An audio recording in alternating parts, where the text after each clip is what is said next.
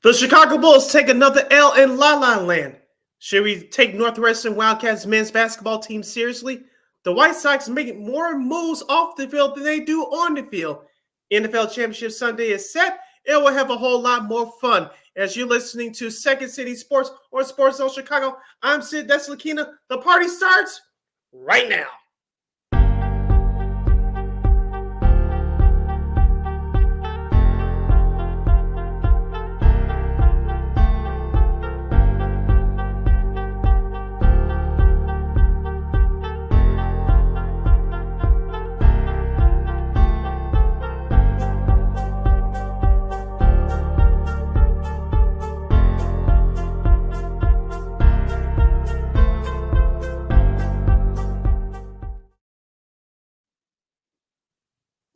Welcome to the hashtag Football Friday edition of Second City Sports. We're live in the living color right here on Sports Zone Chicago, along with Miss Lakina McGee, which is she.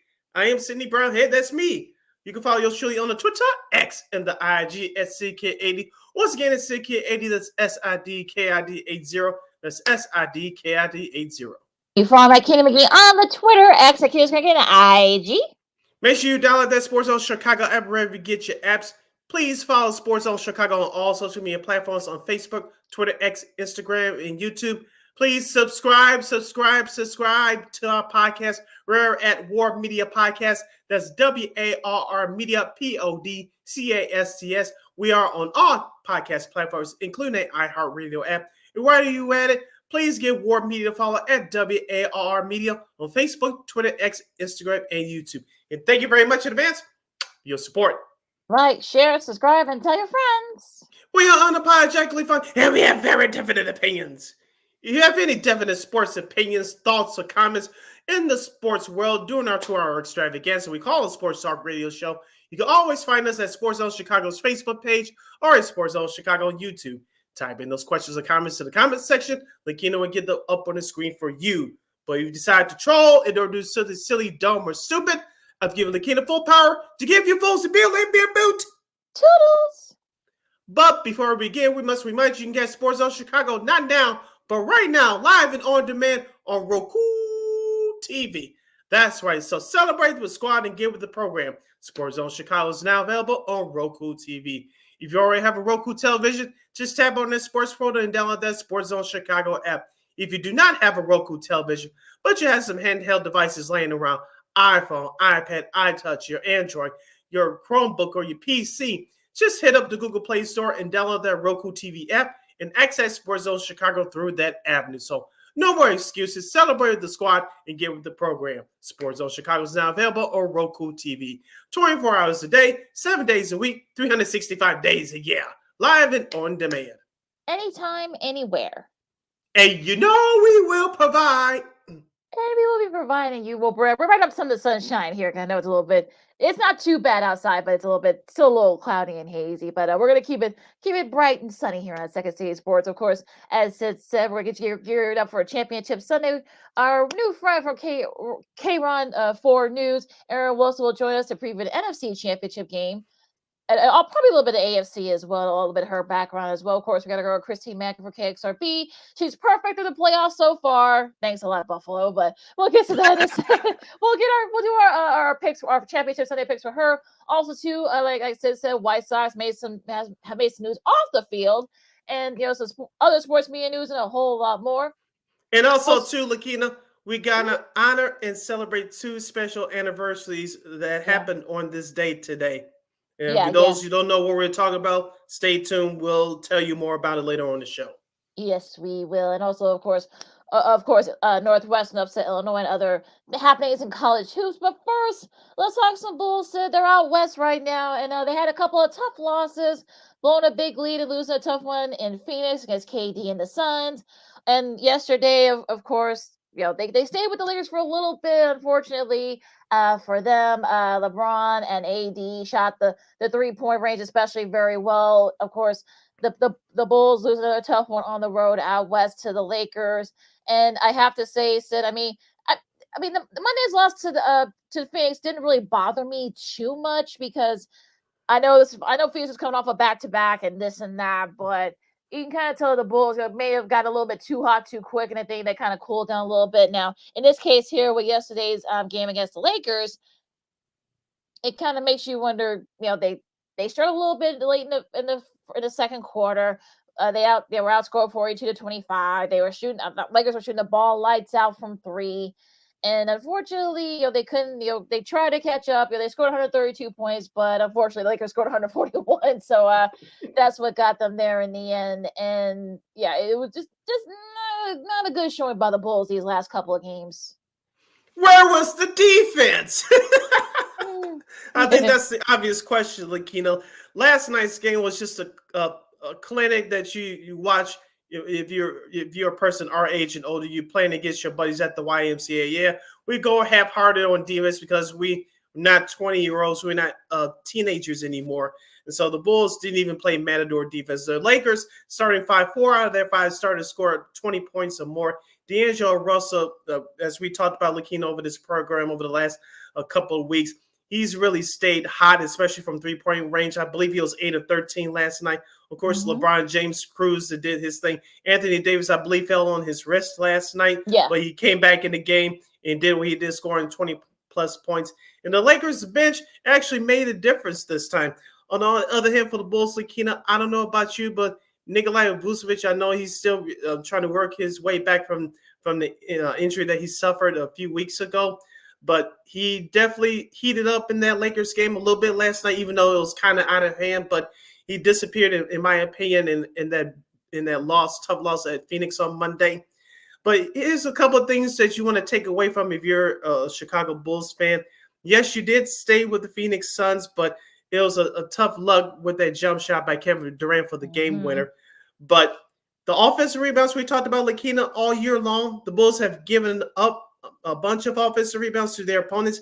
They actually flipped that between 13 and 15 offensive rebounds they averaged these last 2 games. Of course, their first 2 games of this road trip. But the problem is their defense inside the paint. And, of course, now it looks like their problems defensively has transferred to guarding the wing positions as well, as you saw with evidence the last 2 nights.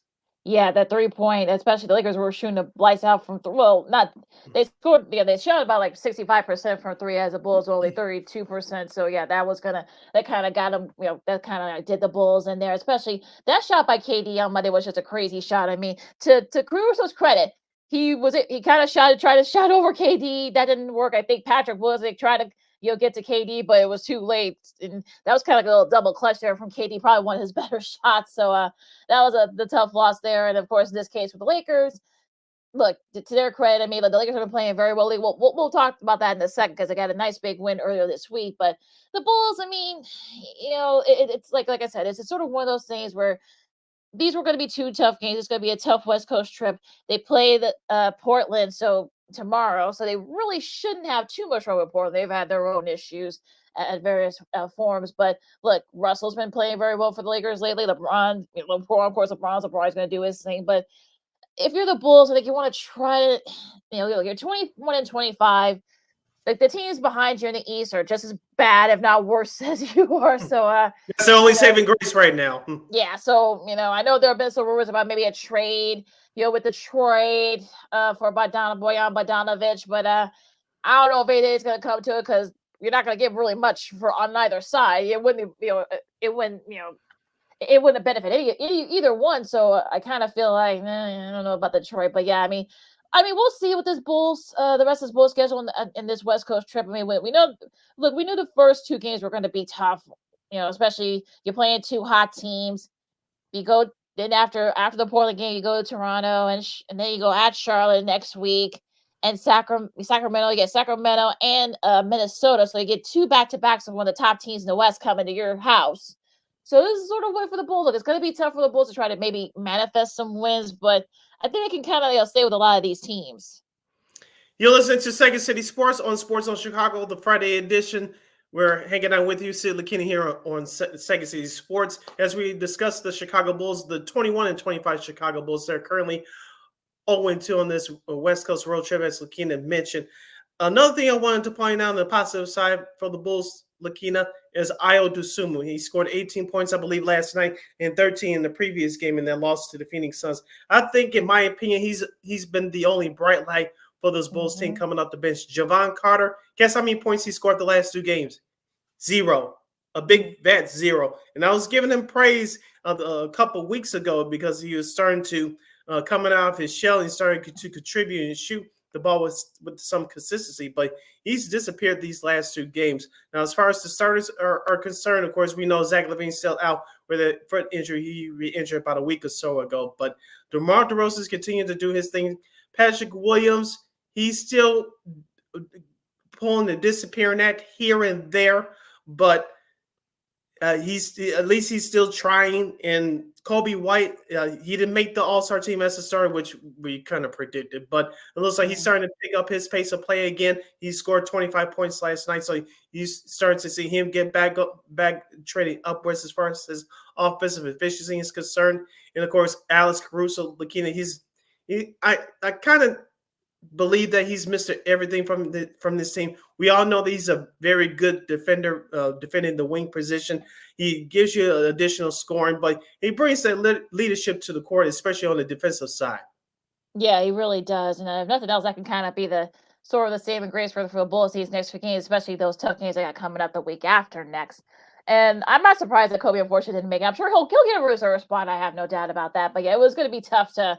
We'll talk about the All-Star stars they were announced last night in a second, but to finish up this Bulls talk, I mean, I think if you're the Bulls, you're kind of like right there as we all thought they would be. They're kind of like Neander at 500, maybe a few games below, and it's just like I also said too. I mean, you got the East teams that are behind you that are just as bad, if not worse. So. Unfortunately, the Bulls are going to be hovering in that 8, 9, and look. Unfortunately, Miami's they've been kind of in a free fall, so they could probably sink into that 7th seed. They can play their cards right. Yeah, if you view the Bulls, you need to get all your guys that are injured healthy back. Zach LaVine, hopefully he'll return soon. I don't think he's going to get traded now because he re-injured his foot, so you have to kind of write this out at least for the rest of the year with him.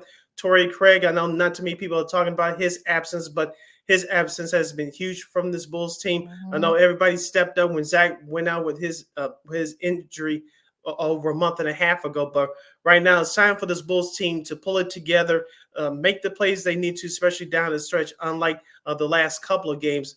And they'll be right there. But like you said, like you cannot depend on other teams falling and tripping on their own 2 feet. You got to go out there and take care of your business. And with the schedule you just read off, I expect them to win and perhaps win big at Portland on Sunday. Toronto's a toss-up, but I believe you could beat them. I believe they beat Toronto the last time they played them up there over a week and a half ago, so they could do it again. Of course, you said Sacramento. I forgot who the other last opponent was. Minnesota. Those are the top 2 teams statistically in the Western Conference. As you said, we'll talk about more about them and the others in the rest of the association to follow this time out. But they did play well against Phoenix, even though you said they had the 23-point lead. But with teams like this, they are hovering around the 500 mark or just trailing by a couple of games under the 500 mark. The difference between those teams and those teams that are at the top of your division, the top of the conference, they know how to close out games. They do it, and they do it consistently. And that's what this Bulls team are going to learn how to do if they want to make it to the playoffs / play-in tournament. All right, we'll talk some more NBA as some history was made at various points throughout this week, and Luka got a little bit of hot water, in Phoenix. So we'll talk about that. You don't question me. We'll talk about that afterwards, and of course, college hoops as Illinois is upset by Northwestern. Will that be enough to freshen up that tourney resume? And so much more. We can see the Roundball Talk coming up next. Lakina McGee, Cindy Brown, Second City Sports, Sports of Chicago. More Roundball Talk, like I said, coming up right after this. This year, my mom got me the perfect bag for back to school. These colorful binders help me stay organized. These headphones are just what I need for studying. These new sneakers are just what I need for the new year. This jacket is a real must-have. My parents got me the skateboard I wanted. It's pretty cool. These scissors really come in handy in art class. These colored pencils, too. These new socks? They can be a real lifesaver.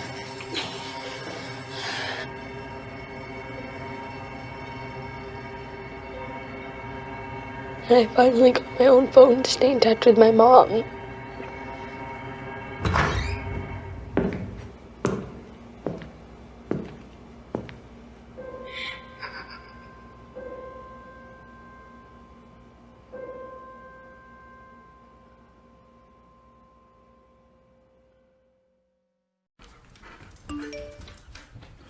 Trisha's having a sleepover tonight. Can I go? I wonder about Lucy's friends. What should I say? I know you're only 10, but one of these days a friend will offer you a drink. And alcohol at your age can lead to so many things. None of them good. So can I go to the sleepover? Lucy, I want you to promise me I something. finished my homework. Bigger promise. If there's any drinking, I want you to say, "No thanks, not my thing." Mom. I promise you, your real friends won't care. Deal? Sure. Really? I promise, Mom. They really do hear you. Did you pack your toothbrush? For tips on how to start the talk, visit underagedrinking.samhsa.gov. A public service message from the Substance Abuse and Mental Health Services Administration.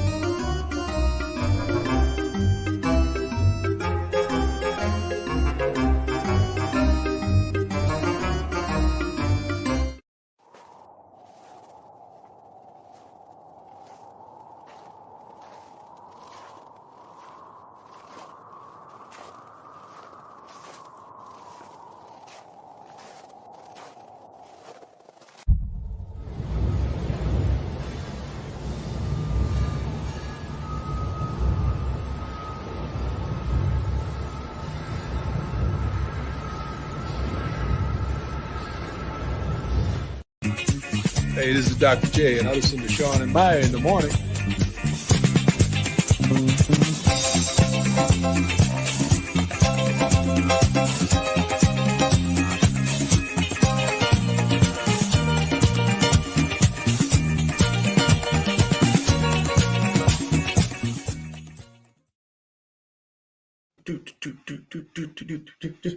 Welcome back to Second City Sports and the hashtag Football Friday edition. We're live in the 11 color right here on Sports Zone Chicago. I'm Sid. That's Lakina. You can follow yours truly on the Twitter, X, and the IG at SidKid80. Once again, it's SidKid80. That's SIDKID80. That's SIDKID80. You can follow Matt Keenan McGee on the Twitter, X, and again, IG. We have less than 85 minutes left of this extravaganza we call a Sports Talk Radio Show. If you have any questions or comments for us, you can always hit us up at Sports Zone Chicago's Facebook page or at Sports Zone Chicago on YouTube. Type in those questions or comments in the comments section. Lakina will get them up on the screen for you. All right, Sid, we'll talk about all the weirdness that happened earlier this week in a second, but more NBA talk here as the Kings edge out the Warriors 134-133. Harrison Barnes had 39 points, which is a season high for him. And though Steph had 33 points in a losing effort for the Warriors, you can tell they're starting to kind of get things going after losing one of their top assistant coaches. But they stayed with the Kings for a little bit, but thanks to Harrison Barnes, he was able to make the big shots late for the Kings. And also, too, he made a great defensive play on Jonathan Kuminga last night to preserve that 1-point lead, which turned out to be a 1-point win for Sacramento. This was their first road win at Golden State since February of 2020. Finding it hard to imagine that, but I know people were saying, I'm sure, last night, well, they beat the Warriors last year in Game 6. Remember, that was the playoffs, but in the regular season, is the first time they beat Golden State in 4 seasons. But as we talked about before, Lakina, this Sacramento Kings team this year is for real. Last year, they came out of nowhere. Give head coach Mike Brown credit. He has these guys motivated. De'Aaron Fox is playing at another all-star type of level. Harrison Barnes is a glue veteran. You saw what his impact did on both ends on the floor last night. Malik Monk, So I thought he should have won Sixth Man of the Year last year. I know he had that hard foul on Draymond Green in that fourth quarter there, but he's starting to play well right now. So I know Kevin Huerter missed those 2 free throws, which thank goodness for them. It didn't turn to buy him in the you-know-what. But the Sacramento Kings team, we talk about them offensively and being efficient and profound. They could get it done on the defensive end as well. And you saw that that last play of the game. They made Seth Curry basically lose his handles and dribble off his foot last night to preserve that win. It was basically one of those. I think I like how the Kings played yesterday, and look like we'll see. I mean, look, they're still right there. They're battling Minnesota. We'll see if those are going to be the top 2 teams in the West when it's all said and done. But we'll see what happens there. Now, a big one at the Garden as the Knicks beat the defending champion Nuggets pretty easily, 122-84. OG Anunoby had 26 points. Including he was also 10 for 18 from the field and 3 for 9 from 3, and in a losing effort there, despite Nikola Jokic's 31 and 11 boards for them. But it was really, to the Knicks' credit, they've actually been playing pretty well lately. So we'll see if they can keep it up during the playoffs. But it was just the Nuggets definitely struggled from the field yesterday. I don't know. Denver is looking to head towards that matchup on Saturday against the Philadelphia 76ers. We'll see what happens with that matchup tomorrow. But as far as last night was concerned for the Knicks, you mentioned OG Anunoby has made a huge difference for that Knicks team. Can he perform like that during the playoffs when the bell rings? We'll soon find out. But Julius Randle, some of that scoring load is taken off of him. We mentioned Jalen Brunson, who did not get that starting nine for the All-Star game next month. I'm sure he's going to be named as a reserve within the next week or two, but he's having another All-Star year. He's raised the statistics in area offensive categories, so what kind of impact you're going to get off of him. The only thing I'm concerned about the Knicks is their rebounding. And we talked about Mitchell Robinson, who got hurt earlier in the year. He's out for the year, so I'm concerned about the Knicks, how consistently they're going to play on the defensive end, because we know Coach Tibbs, he's a defensive-minded coach. The Knicks have all the scoring, but can they play tough defensively for 48 minutes, especially come playoff time? We'll find out in due time. Yeah, we'll find out. We will find out in due time. The Celtics no trouble with Miami. Jason Tatum, who got into, I think, his 7th All-Star game as a starter, 26. Well, 5th as a starter, but overall 7th. 26 points as the Celtics just manhandled the Heat. What the hell is going on there in South Beach? I know our girl Lana Tucker is definitely asking the same thing. Well, they just acquired Terry Rozier from the Charlotte Hornets in exchange for Kyle Lowry the other day, so I know they're waiting for Scary Terry to get acclimated to the system. But before that happened, Lakina, we've been talking about this Heat team for the last couple of years. Who could be that third scorer that could step up to help out Jimmy Butler and Bam Adebayo? We talk about Duncan Robinson. We talk about Tyler Herro, who's good when he's on, but when he's off, he's nowhere to be found. So it's about finding that consistent third scorer. And I think with this move with Scary Terry Rozier, this should help things to level off offensively a bit for Miami. Let's hope so. If you're the Heat, you guys try to get things going and do it with a quickness. The team was a little bit of trouble with the Nets, but they did enough to win. Karl-Anthony Towns had 27 points. They edged Nets 96-94. Utah's been playing a little bit better lately, 123-108 over the Wizards. A little bit of an upset here, 134-122. The Pacers over the Sixers. Pascal Siakam is making a big impact. 26 points, especially with Tyrese Haliburton is going to be out for a little bit. Got made to his first All-Star game as a starter. Congrats to Haliburton, but he's going to be out for a little bit with that foot injury. I think it was an ankle injury. But yeah, Siakam is picking up the slack. Yeah, also, too, don't forget about Miles Turner. He's going to be expected to step up as well since Halliburton's out with the injury, as you just mentioned. But for Philadelphia, you're not too worried if you're a 76ers fan. Of course, it's a long season, and last night's loss should not bother you as much. You still want a top 3 teams in the Eastern Conference. We said this before, Lakina. We'll say it again about Indiana. They'll score with anybody in the league, but can they play any defense? We'll find out in due time. Yeah, triple-double. I think it's his 12th triple-double I'm talking about for Siakam. So already making a big impact there. Now going into Wednesday's games, the Warriors, and of course, their first game back. Jonathan Kuminga led the way with 25 points. Even after saying some not so nice things about Coach Kerr a couple of days before. But at least for for that night, for Wednesday, it was it was very emotional, over there. That they had Coach Decky's wife and kids there. That was they have a special spot for him. But it was a really nice moment, and I think it was I think it was something that the Warriors really needed. Yeah, and without them playing for a week, and we understand the circumstances why, but they had to get back to work, and the rest of the season is going to be dedicated towards him. So the Warriors put out perhaps their best effort so far this year from the first minute to the last minute. And like you say, it was a very emotional night, and so they had to get back at it, and they got the win against Atlanta. You mentioned about Jonathan Kuminga scoring 25 points. He had another monster game last night, even though it was a losing effort, scoring 33. Maybe so he's been playing well these last two games. Yeah, I guess Coach Kerr was not very happy with some of the stuff he said, but yeah, we'll let that slide. He's been playing better lately, so maybe that's probably what he needed.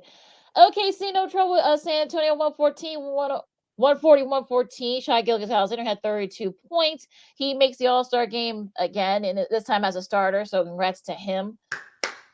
Phoenix just hammered the Mavs 132-109. I watched this game, and it was like, good grief. It was over by probably early in the third quarter, and Devin Booker had 46 points, his season high, and unfortunately something happened. Jeez, it's a little. I guess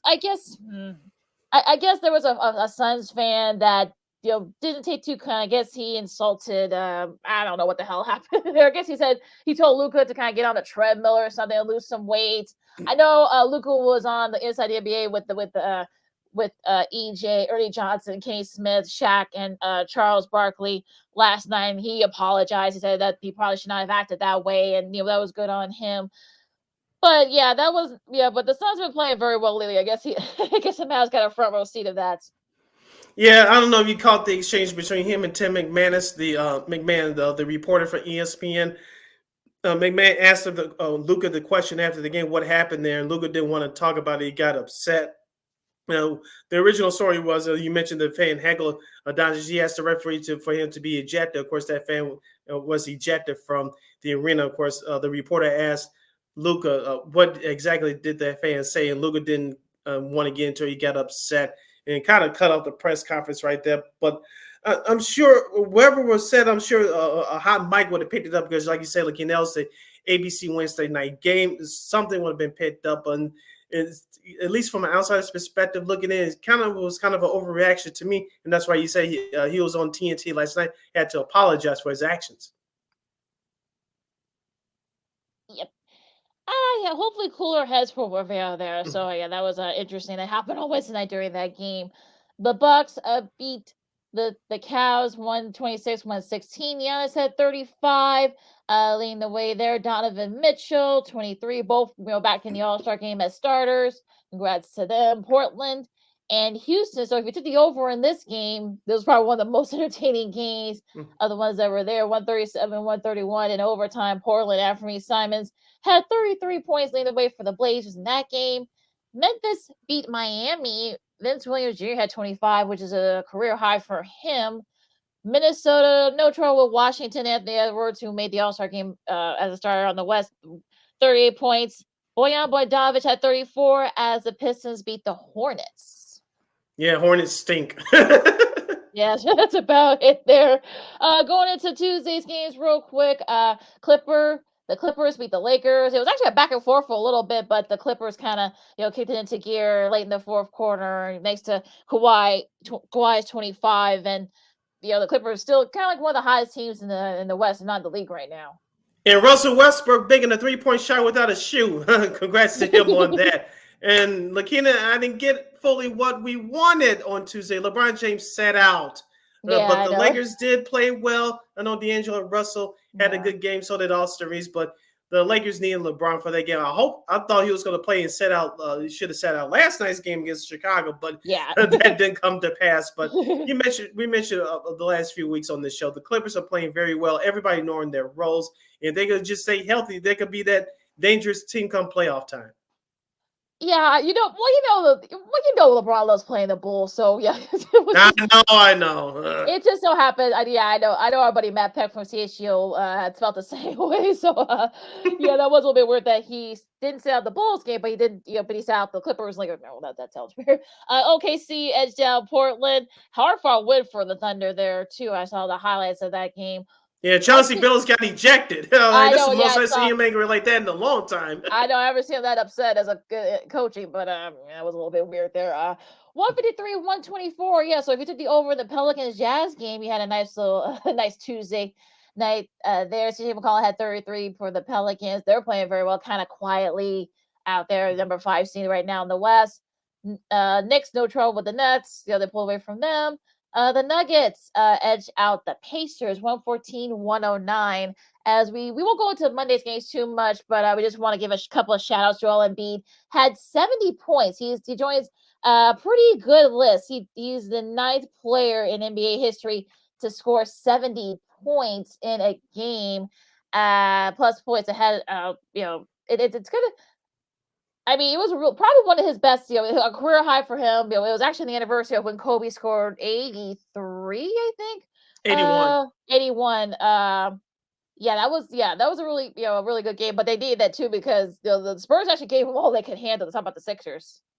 Yeah, Joel Embiid had his best career performance. He baptized rookie center Victor Wembanyama into the NBA. And when Joel Embiid is healthy, he could put up numbers like this. Not saying he's going to score 70 points every night, but he's going to give you 30 and 15 and give you a couple of block shots a game. And he's your defending regular season MVP. When he's healthy, he can put up monster numbers. And his game was expanded on Monday. He took advantage of all the matchups that he had in his favor, and he went for it. So congratulations to him. Definitely should get commended for that. Now, on the flip side, though, Karl-Anthony Towns scored a career high for him, 62 points. But unfortunately, the T-Wolves lost to the Hornets, and Chris Fish was not very happy after the game. Hey, as we talked about with Sacramento, OKC early being those top 2 teams in the West, Minnesota's right there in number 1. And I like what that coach did. We all know it's a long season. Sometimes if you're a team like Minnesota, you look at your opponent, we should coast by and beat them. No, you got caught with your pants down and you lost despite the great individual effort by Karl-Anthony Towns. Coach Finch is trying to keep his team focused. And the bigger prize is you got to bring it every night, and you got to do the little things to help this team get to where they want to go. You cannot take any opponents lightly because they can beat you on any given night if we don't play our best. So you got to stay focused. You haven't done anything yet. Yes, you have the best record in the Western Conference, but we haven't done anything yet. So you cannot afford to coast. Let's keep our focus and let's keep being consistent. So I like what he did after the game. It was basically a message to his team. It'll be interesting because we have Sacramento right there. Clippers are right there. The Suns are playing well. They're only I think about 4 or 5 games up on those 2 teams I meant, the latter 2 teams. So we'll see what happens before the trade deadline. But that stands in West will be a little bit different in a few weeks. So we'll see what happens there. Let's go to this weekend's matchup. Before we do that real quickly, Kino, what did you think about Doc Rivers being hired as head coach of the Milwaukee Bucks? Do you think he's going to have time to turn that I'm not going to say turn that team around because they had the second best record in the East, but do you think that he'll have enough time to make that team play at least a respectable defense and get back up to par before the playoffs? I'm wondering, though, what was the reason behind this?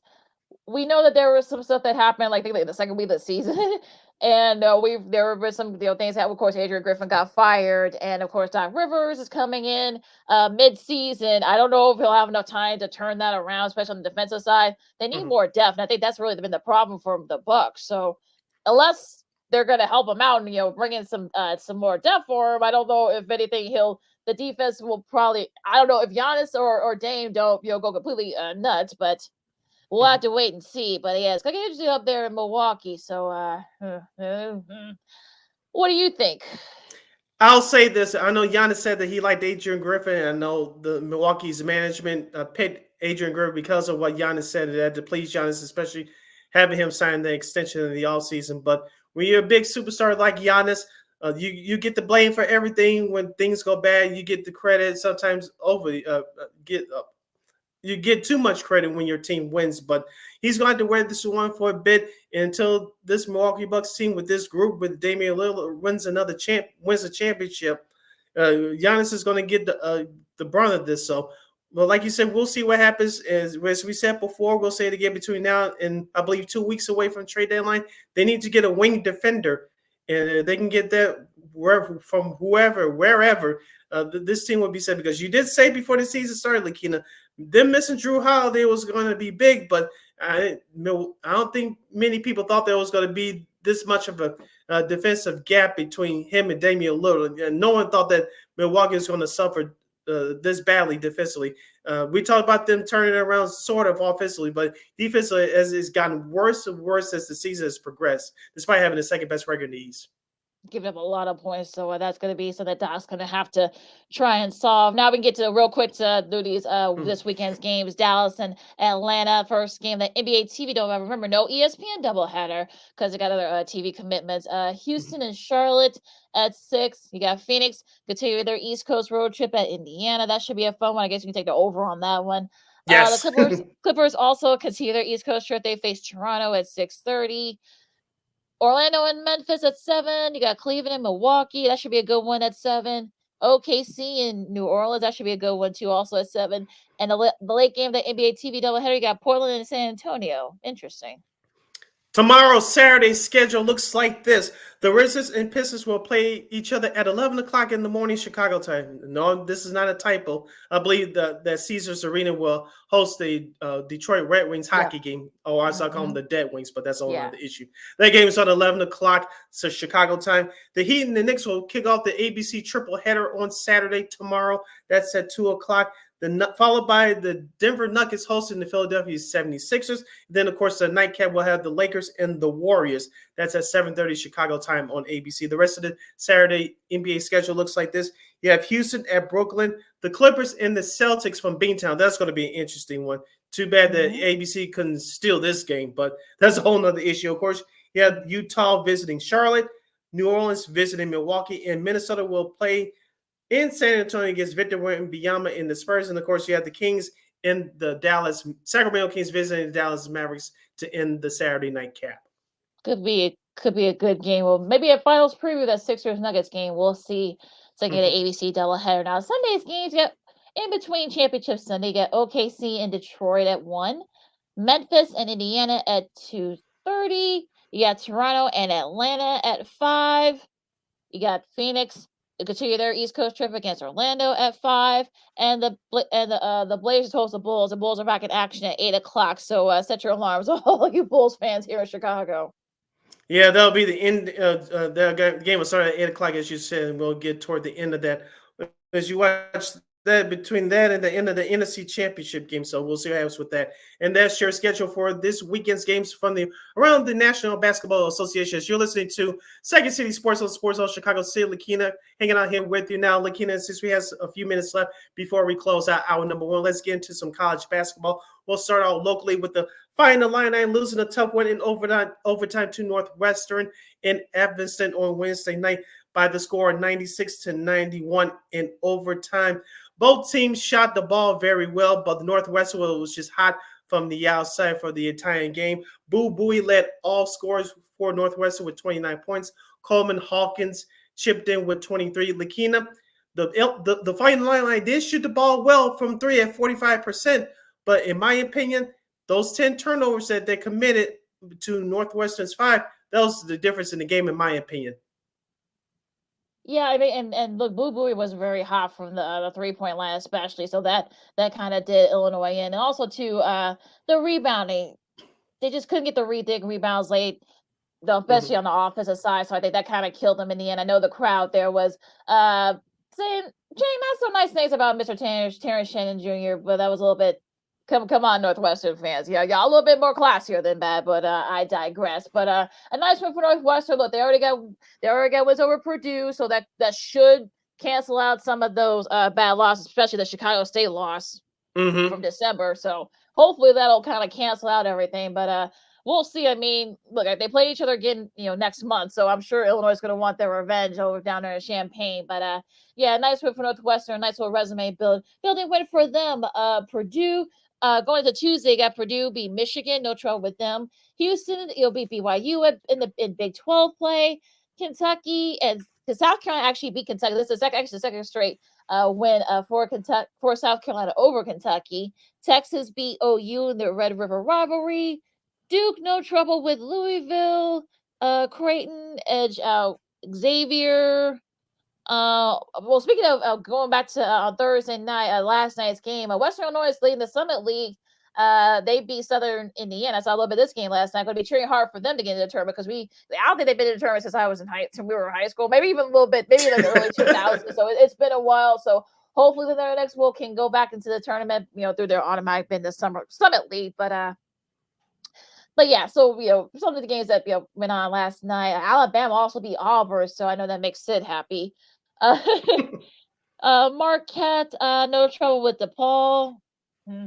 Iowa State over K-State. Those are just some of the scores there as well. Let's go to this weekend's matchups real quick, since we only got a little bit of time before Miss Erin Wilson comes on. Tomorrow we got Houston hosting K-State. That's 11 a.m. on ESPN. Virginia and Louisville. That's going to be the CW Network, WGN here in Chicago. Georgia and Florida on ESPN2. That's at 11 a.m. On the Big Fox there, we got Georgetown and Providence. Marquette, they host Seton Hall. Seton Hall has lost a couple of tough ones in a row. That's going to be at noon on FS1. Iowa State and Kansas State. That's going to be the first game of that doubleheader on CBS. That should be a fun one over there in Ames. Florida State, they're undefeated in the ACC. Leonard Hamilton doesn't want you guys to know that. They host North Carolina at 1 o'clock on ESPN. That should be a fun one. On ESPN Plus, also at 1, you got Oklahoma hosting Texas Tech. On ESPN 2 at the same time, BYU against Texas. West Virginia and Oklahoma State. That's going to be on Big 12 on ESPN Plus. Southern Illinois and Murray State. They're right near the top of the Missouri Valley. That should be a fun one on ESPN Plus. And at 2 o'clock on the Big Fox Network tomorrow, Saturday, we'll have Indiana traveling to Champaign, Illinois to face off against the team ranked team in the country, the Fighting Illini. That's at 2 o'clock p.m. Central Standard Time on the Big Fox Network. This is going to be a big game for both teams. Indiana kind of struggling here and there in the Big Ten. Illinois, as we talked about a couple of moments ago, a tough road loss at Northwestern in Evanston on Wednesday. They had the home crowd behind them. They need to get back on track because their last home game last week against Maryland did not go so well for Fighting Illini and losing their last a couple of games, so they need to get back on track against even though they're mediocre on paper, a very tough opponent, Indiana. Indiana really needs this when they want to beef up that tourney resume. And Illinois, I'm sure they're going to bounce back from the Northwestern loss, so should be a fun one tomorrow. Clemson and Duke on ESPN at 3. Baylor hosts TCU. That should be another fun one, also at 3 o'clock on ESPN2. Utah State and Boise State, and also Colorado State and Wyoming. None of those are even on television, but I'm sure they'll be streaming somewhere. Now we go to the night games. Give me a second here. So many games going into the night cap. Yeah, number 9, Arizona at Oregon tomorrow at 4:30 in the afternoon on Fox. Both teams are 14-5 overall in the year. And we'll have number 5 Tennessee at Vanderbilt. That's at 5 p.m. tomorrow on the SEC Network. At 6 o'clock, you got Creighton hosting DePaul. Be nice to the Blue Jays. On ESPN2 on 7 o'clock, you got the backyard, the crosstown rivalry. You got UCLA and USC. That should be also. It's always a fun one, no matter what the records. Northwestern will try to keep it going against Ohio State. They host Ohio State at 7:30 on the Big Ten Network. And Gonzaga and Pacific. Hopefully, they're trying to hang on. Talking about Gonzaga is to try to make sure they at least have a shot at making it back to the tournaments this year. So we'll see what happens there. Any other even games for Sunday, Sid, that you need to highlight real quick? Yeah, just a couple real quick for Sunday on FS1 at 11 o'clock a.m. We have number 1 UConn facing Xavier. At high noon on the Big Fox Network, we'll have number 2 Purdue visiting Rutgers. That's before the NFC Championship game. And at 4 o'clock on Big ESPN, number 19 Memphis. They are ranked number 19. They dropped from 10 to 19, After losing 2 games in a row, they'll face UAB. That's University of Alabama, Birmingham, for those of you scoring at home. That's at 4 o'clock on ESPN. I think they're number 2 right behind Memphis and the Americans. So that should be a good one there. I think they had a nice little rivalry back in the day as well. Also, too, the nightcap here at 9 o'clock on FS1. You got New Mexico hosting Nevada. 2 of the top teams in the Mountain West Conference. They're gearing up for should be a nice little battle between those two. All right, stay tuned for more sports and more fun as Second City Sports continues with Miss Erin Wilson and Miss Christine the Queen Manika. You're listening to Sports Zone Chicago. No, I don't know though. I'm scared. I mean, you're so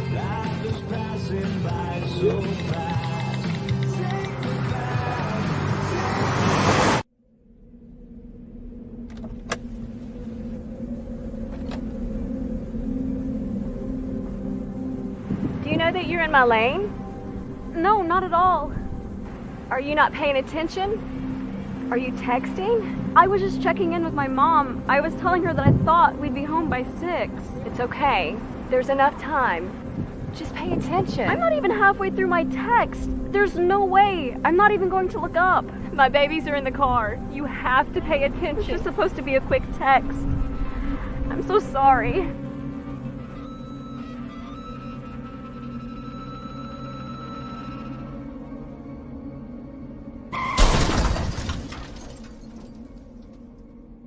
Hi, I'm Tom Brady, the director of DODEA. September is National Suicide Prevention and Awareness Month. The simple act of reaching out and caring for those in our communities is something we all can do. Just being there for someone you care about can be a tremendous first step in getting them access to confidential resources and support that they need. It only takes one person and one small act and 1 minute to make a difference. Let's make a difference.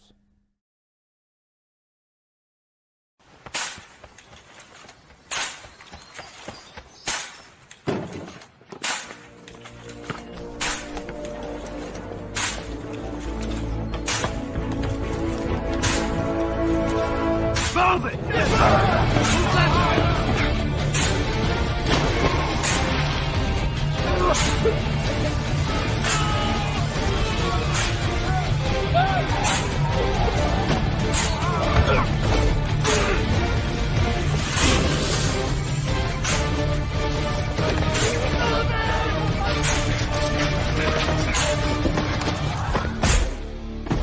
Many will hear the calling.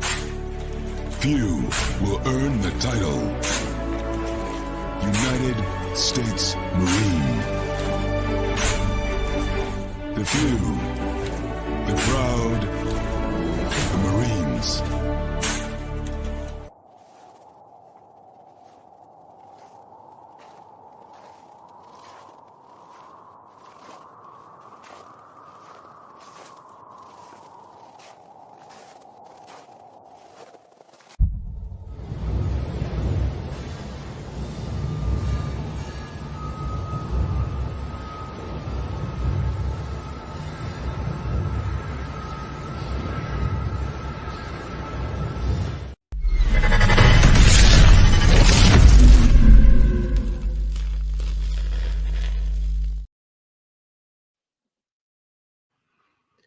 Welcome back to hour number 2 of Second City Sports on this hashtag Football Friday edition. We're live in the 11 color right here on Sports Zone Chicago. I am Sid. That's Lakina. You can follow yours truly on the Twitter, X, and the IG at SidKid80. Once again, it's SidKid80. That's SIDKID80. That's SIDKID80. You follow my Kimmy McGee on the Twitter, X. I can't going to get on the IG. I'm not floating, folks. I'm just doing something weird. We have less than an hour left of this extravaganza we call a Sports Talk Radio Show. You have any questions or comments for us, especially for our next guest, you can always find us at Sports Zone Chicago's Facebook page or at Sports Zone Chicago on YouTube. Typing those questions or comments in the comments section. Lakina will get them up on the screen for you. And just a daily reminder, you can catch us right now live in 11 color on Roku TV. Okay, Sid, we've been doing this for the last couple of years. We always love getting, of course, we have our good friends that we love. You know, one of our good friends, our girl Christine Manika, is going to be joining us in a second. But we always love when we get new people on. We're going to have a new voice skill coming in right now. She's She covers the Bay Area sports for KRON4 News in San Francisco. And we'll talk about the NFC Championship games and talk Championship Sunday with Miss Erin Wilson. Please welcome her to the show. Hey, Erin. Hey. Oh, how are you guys? Can you hear me pretty good? Yeah. Yeah, we got you. How you doing? Yeah. I'm great. How are you guys? Good morning or good afternoon for you guys. How are you all doing? We're doing just fine. Championship Sunday, we cannot wait. I know you guys out there in the Bay Area are super pumped because the 49ers are back in this position again in the NFC Championship game. Of course, the circumstances were different last year, going to Philadelphia. Of course, the injury to Brock Purdy, and of course, we all know what happened after that. What's the attitude of this team in this year's version of the championship game, besides having a home field advantage? So many advantages to this one. One, there's a team where it's just structured where everyone is kind of comfortable, right? So you have Brock Purdy. There's not a carousel of quarterbacks who may or may not play, from Trey Lance to Garoppolo to then Purdy. Purdy was able to kind of catch a win last season, but then, of course, he was injured in the NFC Championship game, which sent us into another spiral because there were no backups, where this year we have Sam Darnold and a few other things going. Now, that being said, when you talk about this team, they just seem a little bit more cohesive this season. They seem a little bit more together. They seem a little bit more prepared, and they played like that all season long, which is why they have been able to get home field advantage coming into the NFC Championship versus having to go across country, play in weather that they're not used to playing in, because the weather is usually always sunny, warm, and nice here. They had to go out into the cold across the country last season to play against the Eagles, who were on fire, ended up in the Super Bowl after they defeated the Niners in the NFC Championship last season. So obviously this season is just a little bit more, I would say, comfortable for the Niners. They seem to know exactly what they want to do and where they want to go and how they want to get those things done. And that has really helped them to make it through this season and get to this point and welcome a Detroit Lions team here to Levi's coming this weekend. Yeah, it's going to be like in the low 70s there. So you guys get perfect weather pretty much all year round. So we're a little bit jealous here in Chicago. Yeah. But Erin, how much do you think experience plays a factor here? Whereas Detroit, most of the guys there, this is their first NFC title game. For the 49ers, this is their 19th. And of course, their second straight. So what do you think? How much do you think that plays into a role here? Well, I think you are coming in against a Detroit Lions team who hasn't seen this game in, I don't know if ever seen a game in the Super Bowl era where they were able to play for an NFC Championship against the San Francisco 49ers, who have done this now their third straight season in a row, and they get to do it at home. Being that they're able to do that at home, I just think they're welcoming a team who is walking into new territory versus a team who's getting another strike at getting this game, winning this game, and advancing to the Super Bowl for the first time since 2019. They've done this before. And a lot of the guys on the roster right now have been there. They know what it's like to win an NFC Championship game. They know what it's like to lose an NFC Championship game. They know what it's like to play in a Super Bowl, to be on that big stage.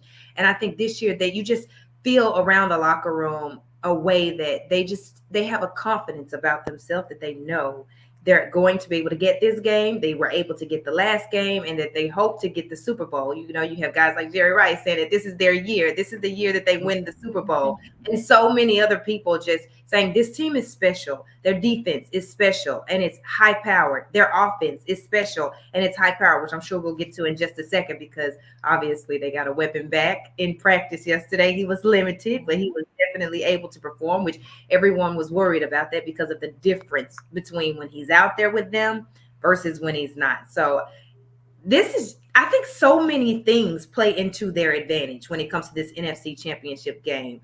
Now, they're welcoming a tough team that wants a chance to bite off a piece of cake that they've never been able to try before. So that is something that obviously is a momentum sparker, or starter for you when it comes to going into and fighting for a Super Bowl appearance, because they have Jared Goff, right, who's coming from LA to Detroit, that wants to be able to get, he's played in the NFC West, right, but he wants a chance to get at that Super Bowl, right, and then he's leading a team out of a city who's not been able to do this. Fans that have are excited to be able to see them get this done, that they actually had to fight their way in this year just to get to this point in games. As you know, we saw the call that cost them the game a little bit earlier before the playoffs, and then they get the win against the Buccaneers last week. And so, you know, you take all those things into account. This is not a team that's ready to roll over. They're going to give everything they have to the 49ers, which is why I think it was great for the 49ers to kind of get punched in the mouth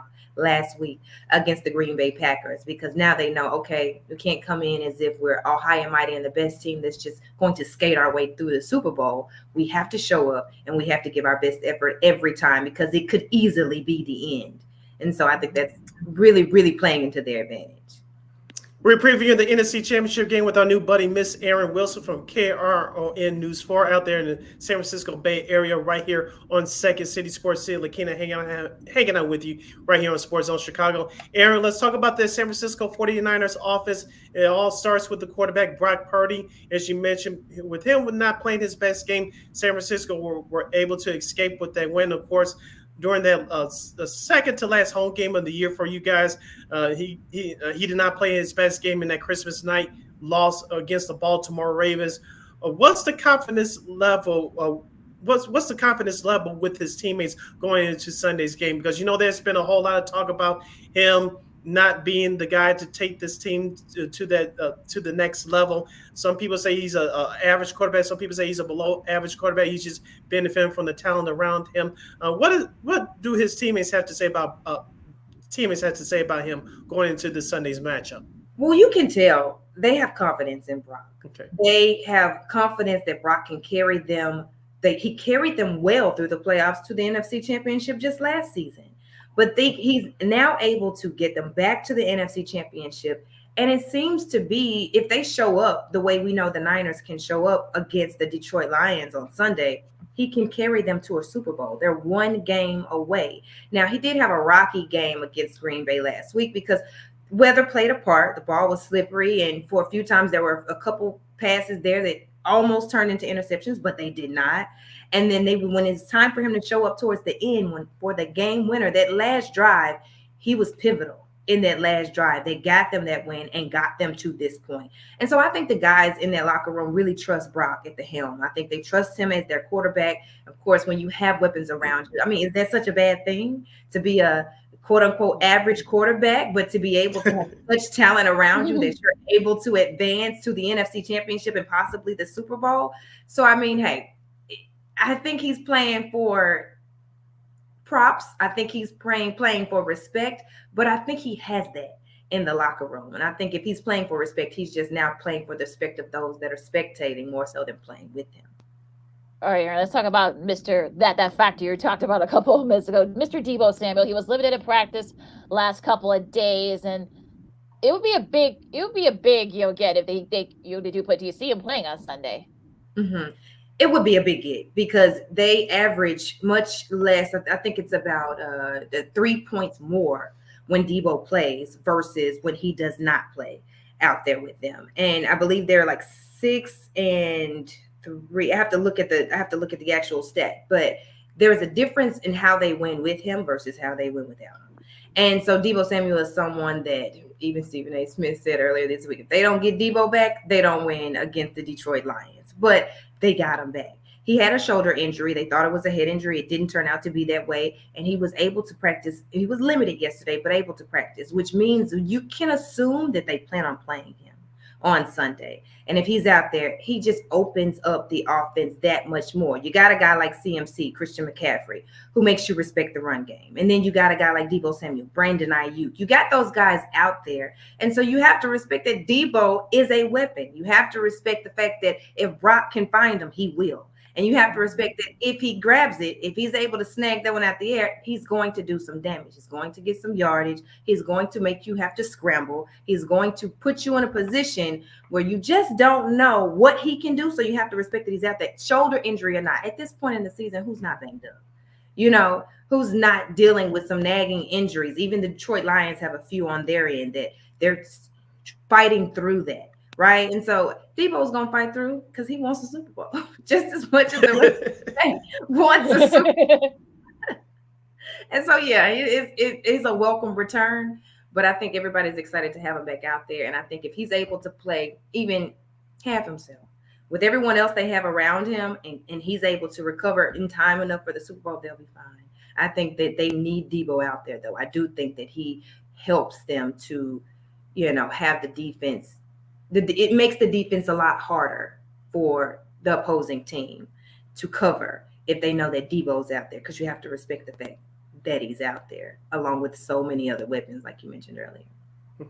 Let's talk about that 49ers defense. Of course, Nick Bosa to a lesser extent, Eric Armstead grabs all the headlines. But me personally, I like to watch the linebacking core with Fred Warner and Randy Gregory, who they picked up in the middle of the season. Of course, Dre Greenlaw as well, who had 2 interceptions last week, including the game clincher last week against Green Bay.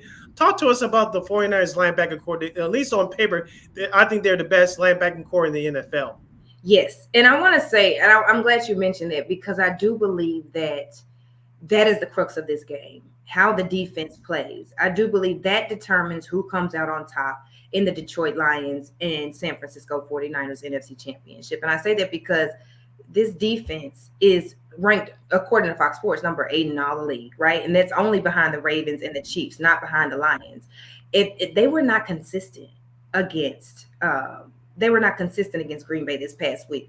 But Dre Greenlaw stepped up when he needed to. There were other guys that made plays, interceptions that cost Jordan Love the game. It cost Green Bay the game. That's how they got here. If those plays never happened, they don't play for the NFC Championship. They trailed almost the entire game. And so I do believe that if the defense is able to show up a little bit more consistently this game, of course, more focused this game, you got guys like Jahmyr Gibbs that you have to honor him in the run back game. You have guys like wide receiver Amon-Ra St. Brown, who has done damage. He has been on a tear all season. But then you got guys like Travarius Ward and guys like Ambry Thomas. Ambry Thomas didn't play well against Green Bay. And you definitely need him to show up a little bit more, because a guy like St. Brown can open up a game. And if you paid attention to the Green Bay Packers game, it was a lot of explosive plays that put Green Bay in the red zone. Now, luckily, the defense was able to kind of keep them out the end zone, force a few field goal attempts. But you can't have a game like you had last week, this week. You can't afford to have that type of game against the Detroit Lions, because they have a Jared Goff, who is a veteran quarterback, right? And he has great targets out there that he can get the ball to. And so the fact of the matter is, if you don't show up, whether it's on the line, whether it's the linebackers, whether it's wherever you are, if you don't show up this week, that could cost you, even at home, that could cost you the game. So they do have to be a little bit more consistent, but they do have a very, very strong defense, have all season. That's been a lot of their bread and butter under Steve Wilkes. And I do believe that if they're able to execute the game plan this coming week, then they skate past in this one. It'll be a tight game, but I do think they get it, which is why they're favored. How much do you think the O-line is going to be a factor here? Because we know Aiden Hutchinson is going to be, gunning for Mr. Purdy. Of course, you got Trent Williams, who's an All-Pro. Jake Brendel, among others. So, what do you think? How much of a factor O-line is going to have to be for the 49ers against that pretty solid front seven of Detroit's? It's going to be very pivotal, because the fact of the matter is, Brock Purdy plays better when they don't get to him. When he has a little bit of time in the pocket to find where he wants to go, to find his target, to get it out to him, it's better. If you notice if we take in just the most recent game with the Green Bay Packers, the rain was an issue, but at one point I leaned over to my colleague and I said, do you notice that it seems as if they're giving him a little bit too much confidence? And then towards the second half of the game, I said, do you notice they're not asking him to throw the ball anymore? Because it was wet. It was slippery. So what did they do? They leaned on Christian McCaffrey, and Christian McCaffrey did what Christian McCaffrey has done all season, and it helped them out. So the O-line is definitely very important. It was big to get Eric Armstead back. They needed him back, because he definitely is somebody who keeps that line cohesive. And you have to definitely protect Brock Purdy, because this is what happened to them last season when that bully of a defense out of the Philadelphia Eagles was able to get a couple sacks on Brock Purdy. He ended up injured, and they ended up having Christian McCaffrey try at quarterback for a couple of those plays, and you don't want to see that happen this time. I don't think they want to see deja vu. I asked Eric Armstead last week, I said, how do you keep, after the Green Bay Packers game, I said, how do you keep this game from being a lot different from the last NFC Championship that you guys made an appearance in? And he looked at me, he said, this is a different team. This is a different team. We have a different mentality. We have different personnel. And last year is last year, and I don't see that happening again this year. And I said, okay, I'll take that. I'll take that answer, and I'll rock with it. And I think that if you say it and you feel it, as much as they need you back and they needed you back and now you're back, I'll say that I can believe that you can do that. You can execute that plan, keep Brock Purdy safe, and let him get it out there. Because this week, it'll be good weather. So if he can air it out like he started early in the season before that Ravens game, obviously, because that was his worst game of the season and the worst of his career. If he can channel the Brock Purdy prior to that, and of course stay confident in that, he doesn't have to worry about the weather. The O-line will definitely bode well for Brock Purdy being able to control the tempo of this game. I want to ask you your thoughts about breakout wide receiver Brandon Ayuk. Of course, he struggled his first couple of years in the 49ers uniform trying to get his footing, but this year he's had a breakout year despite his numbers last week due to the Deebo Samuel injury. What do you expect out of Brandon coming up on Championship Sunday, especially given the fact that this Detroit Lions secondary is suspect at best? Yeah, it's suspect at best. I like how you put that. The fact that Brandon Ayuk is a weapon, a true weapon for the Niners. That being said, when he was asked if Deebo would play, they all have come into the understanding that because of Deebo's injury, it may be more responsibility on them to show up, and as well as other guys like Juwan Jennings and a few others. But Brandon Ayuk is an explosive player for the Niners. You can't deny that. It's another one that you have to respect when he's out there. And so if he does take on more of the load with Deebo Samuel being a tad bit injured, we'll say, because he's able to play, we are assuming at this point because he practiced yesterday, that Brandon Ayuk will be a factor in their ability to score, their ability to push the ball downfield. Because if Brandon Ayuk, Deebo Samuel, Juwan Jennings, and a few others are not able to show up the way, despite his numbers last week, we know he had a quiet game last week, but he's been big for them this season altogether. And so I do think that Brandon Ayuk is someone, again, you have to respect the fact that he's out there. You have to respect the fact that he can do damage to you if he gets the ball and he gets open field in front of him. And so you have to understand that it just makes the defense that much more for the Detroit Lions. It makes them that much more, what's the word I'm looking for? He could be used as a decoy if that makes sense. Brandon Ayuk being out there, Christian, even if you don't plan on targeting them, you have to respect the fact that he's out there. And so if you don't, and you leave him wide open, and you focus so much on stopping the run, or you focus so much on Deebo Samuel because he's out there, that could cost you. And that could be. Everyone is expecting this game to only be won by a few points, maybe a touchdown. So let's say Brandon Ayuk is the player that gets that. What happens then? Now that's the crux of the game. Do you get what? Does that make sense? Am I making sense? Yeah. So when it comes to Brandon Ayuk, I definitely think that yes, he has had a few quiet seasons, but he's been able to show and prove why he's out there this year. Why Kyle Shanahan has so much trust in keeping him out there and making such big plays as he's done up until this point.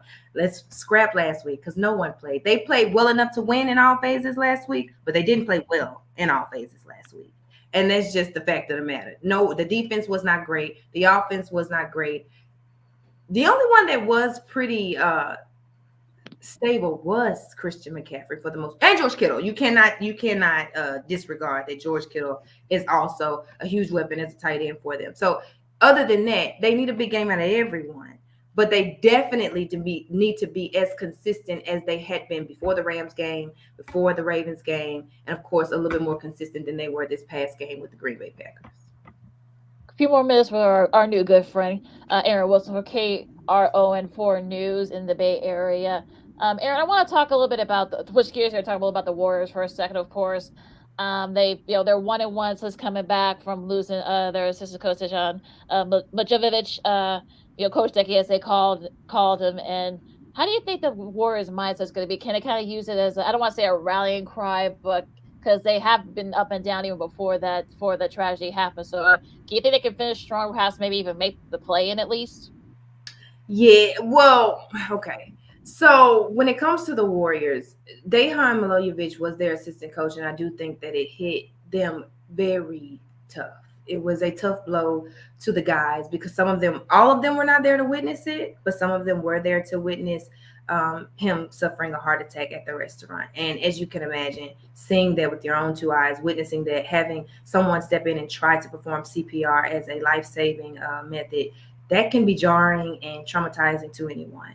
I do think that they were able to rebound when they came back against the Atlanta Hawks because they knew they were playing in honor of him, and also the Atlanta Hawks are not the best team in the league right now. But that being said, they were able to show, some strength, some togetherness, which if we are really paying attention to what has been going on with the Warriors, that's been one of the biggest problems: chemistry, togetherness, playing with cohesiveness out there together. And I do think that in some ways, there's unfortunate situations like that bring you together, that help you to push forward in the season. It gives you something to play for, something in the back of your mind to push a little harder for, right?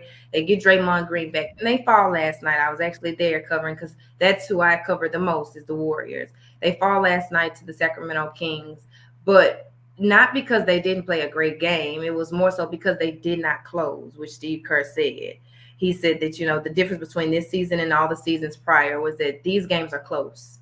And so we've had games where we were able to escape and without execution at the end because they weren't so close. These games are coming down to the wire, and if you don't execute every play towards the end, you lose them. That's what happened in the Nuggets game when Joker hit that halftime shot. That's what happened last night, and I can name 1,000 games this season that has happened. Now they're struggling, but I do believe that they are finding a way to get on the same page, if for nothing else, for Decky. And I hate that that's what it has come to. I do, because you don't want to see anyone lose a father, a friend, a husband. You don't want to see that. But you got Steph Curry playing at a high level still. Now, he's not starting on the All-Star team this year, which is a first in a very long time. But outside of that, if you got the guys around you that will rally for you, you got Jonathan Kuminga, who third year in has been able to show why he belongs on the floor.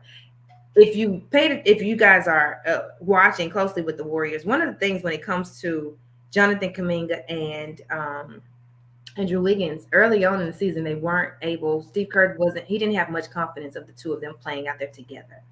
Here recently, since getting Draymond back, he says that they play well together, and we're seeing a lineup where they are out there together much more, and it's producing points on the offensive end. There's still some kinks to work out on the defensive end, but it's producing for the Warriors on the offensive end. And Jonathan Kuminga, he had a 30-point game last night.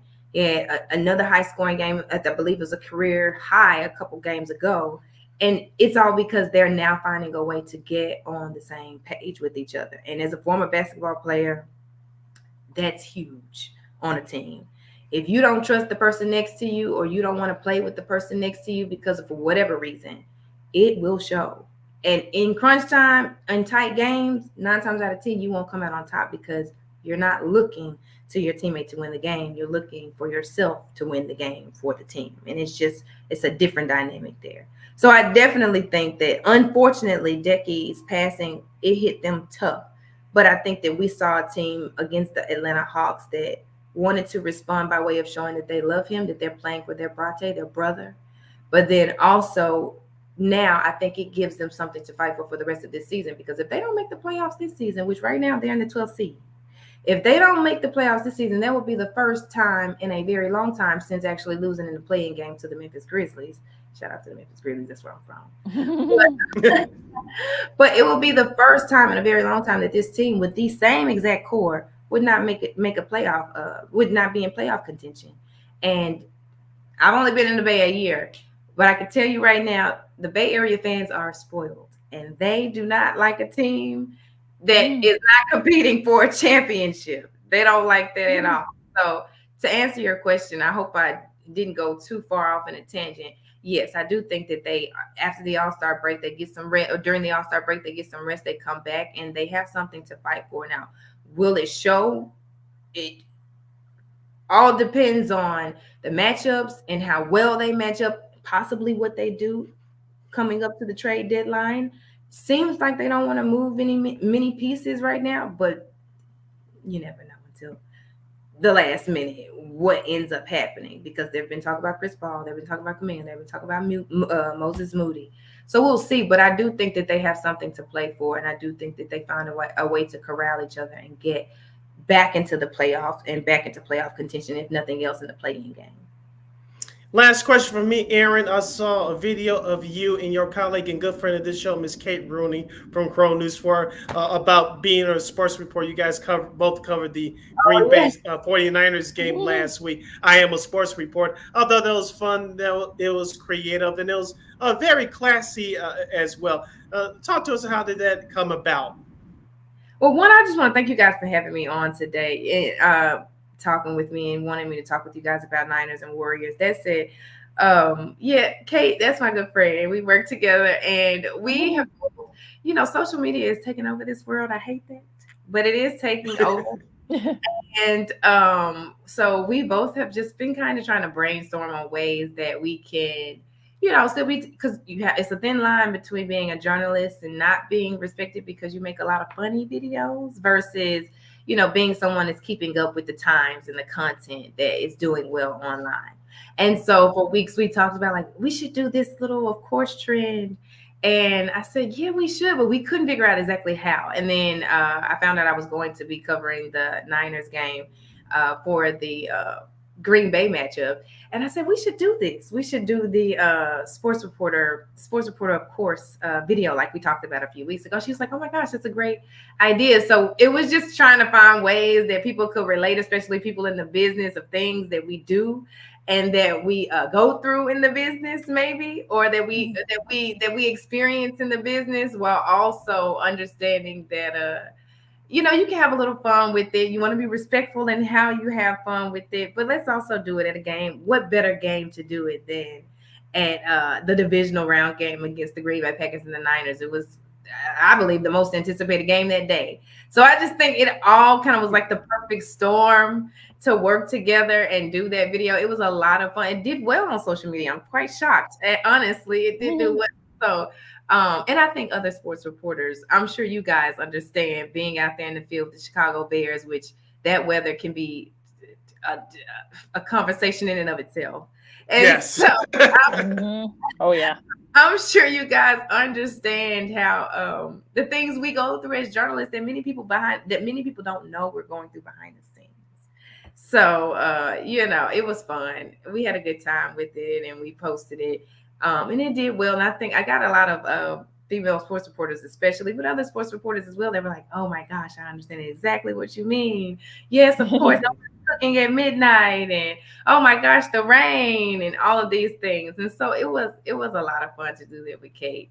I enjoyed it with her. Well, hopefully you guys will be doing more videos. Yeah, because that was a lot of fun to see, and that's, you have to make fun of yourself every once in a while. It's a serious business, but yeah, it's still fun too. I mean, you gotta have a little bit of fun in the middle of all that chaos. Erin, thank you so much for joining us today. We'll definitely be having you on, especially since you do cover the Warriors most of the time. We'll definitely have you if they do make the playoffs, or you can preview the playoffs, with us. But thank you again, and where people can find you on the social media and all that other good stuff. Oh yeah, okay. So you can find me on E Wilson TV on Twitter. On Instagram, it's E.vi. My middle name is Victoria. _TV on Instagram. And on Facebook, I believe it's just Erin Wilson on Facebook. But I thank you. I thank you guys for having me on. So excited about this NFC Championship game between the Detroit Lions. I will say, I don't know that I am as confident about this one as I was about the Green Bay game, surprisingly. I was so sure that we would get the Green Bay game even down the stretch. This one I'm a little worried because the Detroit Lions have something to play for that they've never played for before. And it's one of those things where it's like, if we don't take advantage and salvage the ability to do this season, when do we get this chance again? And so I'm a little worried, I should say, about the 49ers chances. But I do think if the 49ers show up as they showed up in the season prior to the Ravens game, they get this one, minus the 3-game skid earlier in the season. Other than that, I do think they show up, and they show up on the defensive end, guys like Fred Warner, guys like Nick Bosa, who we didn't mention.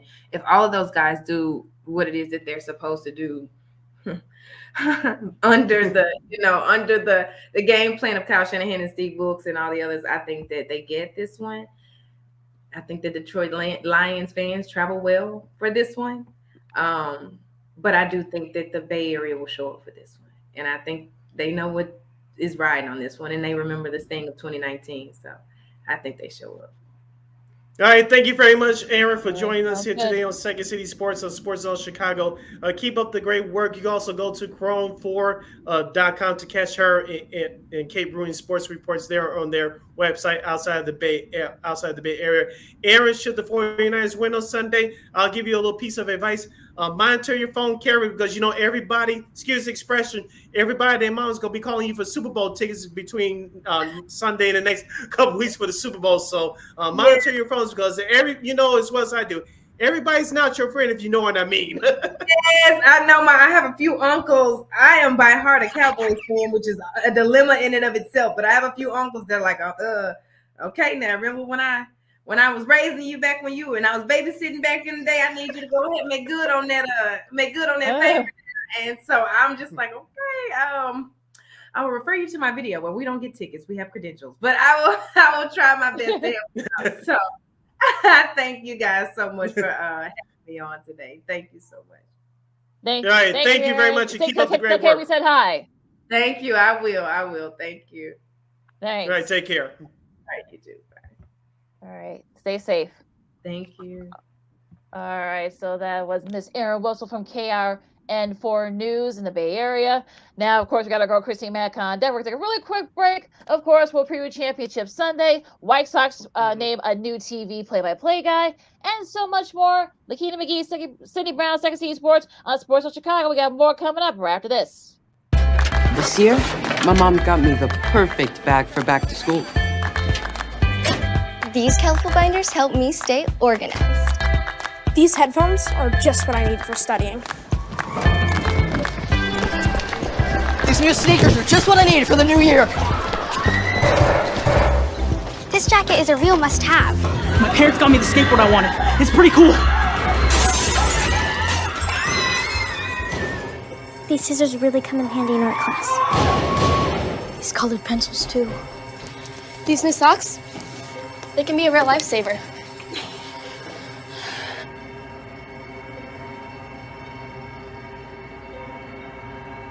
I finally got my own phone to stay in touch with my mom.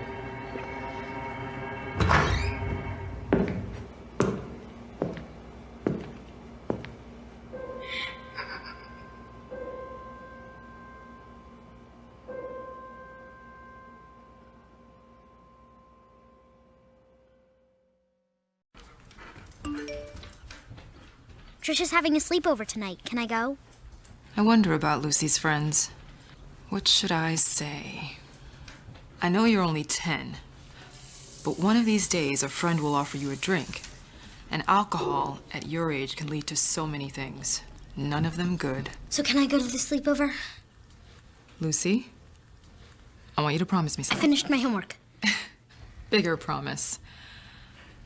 If there's any drinking, I want you to say, "No thanks, not my thing." Mom.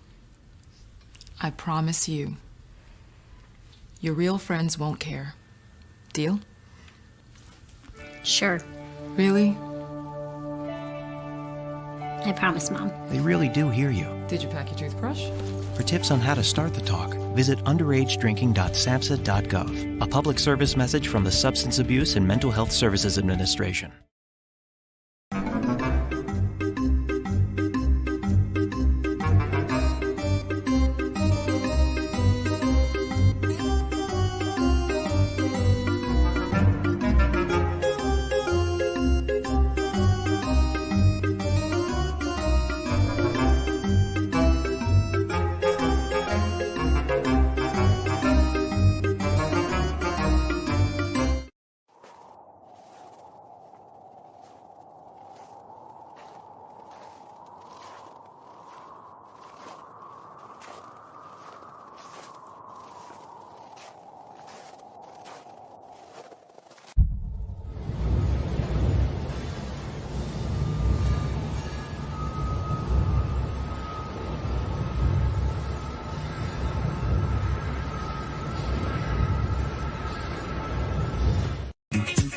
Hey, this is Dr. J, and I listen to Sean and Maya in the morning.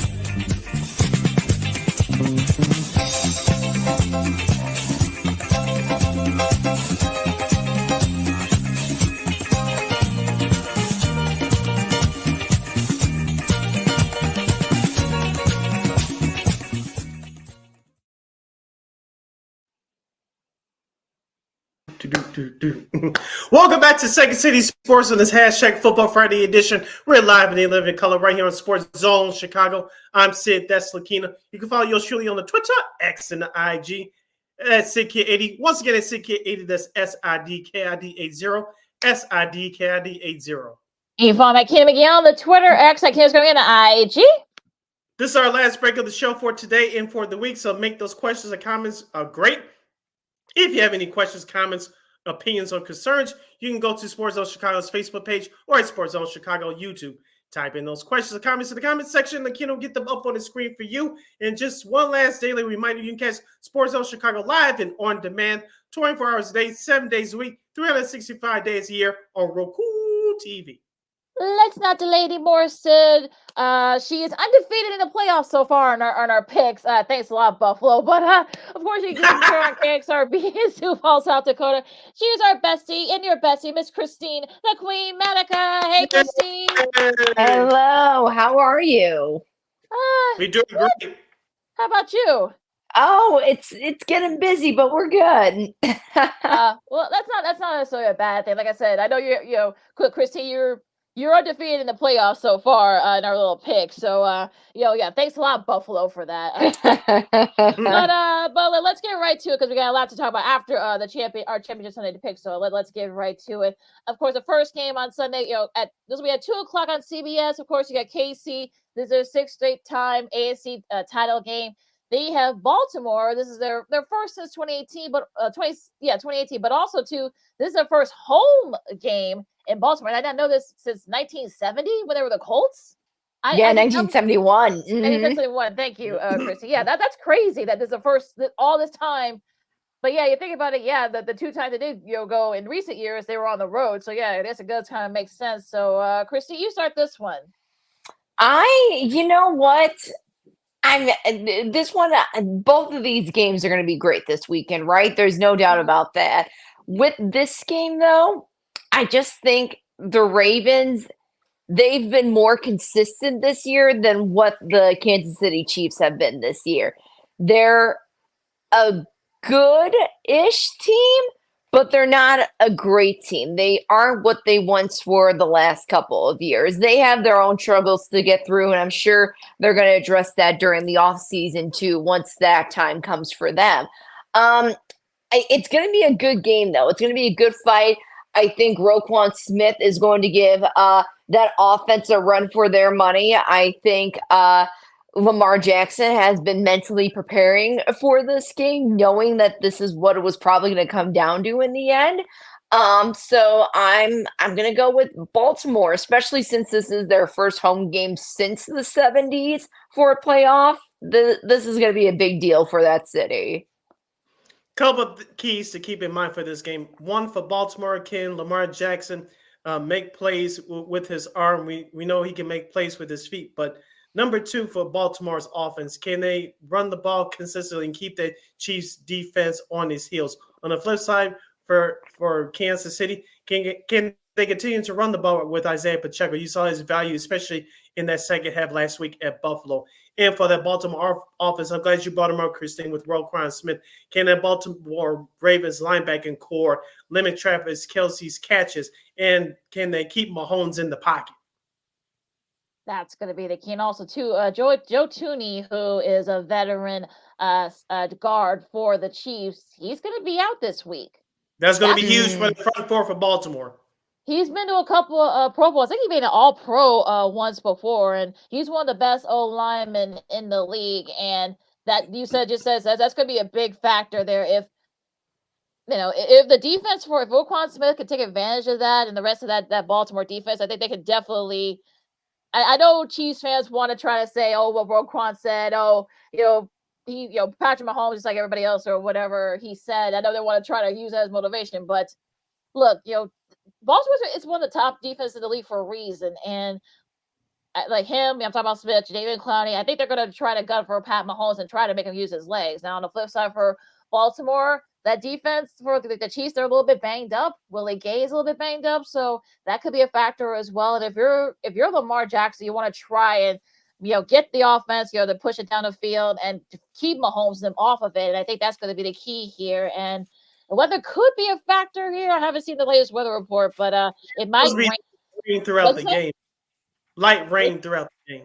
Yeah, so that could be a factor too. It could be a run game here. So I will be close, but I think Baltimore goes back to the Super Bowl. I think they're going to pull it off. I really think they're gonna. Yeah, like you said, Christine, Lamar Jackson been wanting this moment for a few years now. So he knows this is his time. So I hope he can do just that, and the Ravens end up winning this game. Yeah, I'm going with Baltimore too. They're favored by 4. 4 points. Okay, yeah, that sounds about right. Let's go to nightcap. Well, late afternoon cap, as I would say. Detroit, they're going for their first NFC title game, I should say, since '91. San Francisco, like I said, is their 19th NFC title game. You guys can believe that. You go first, Sid.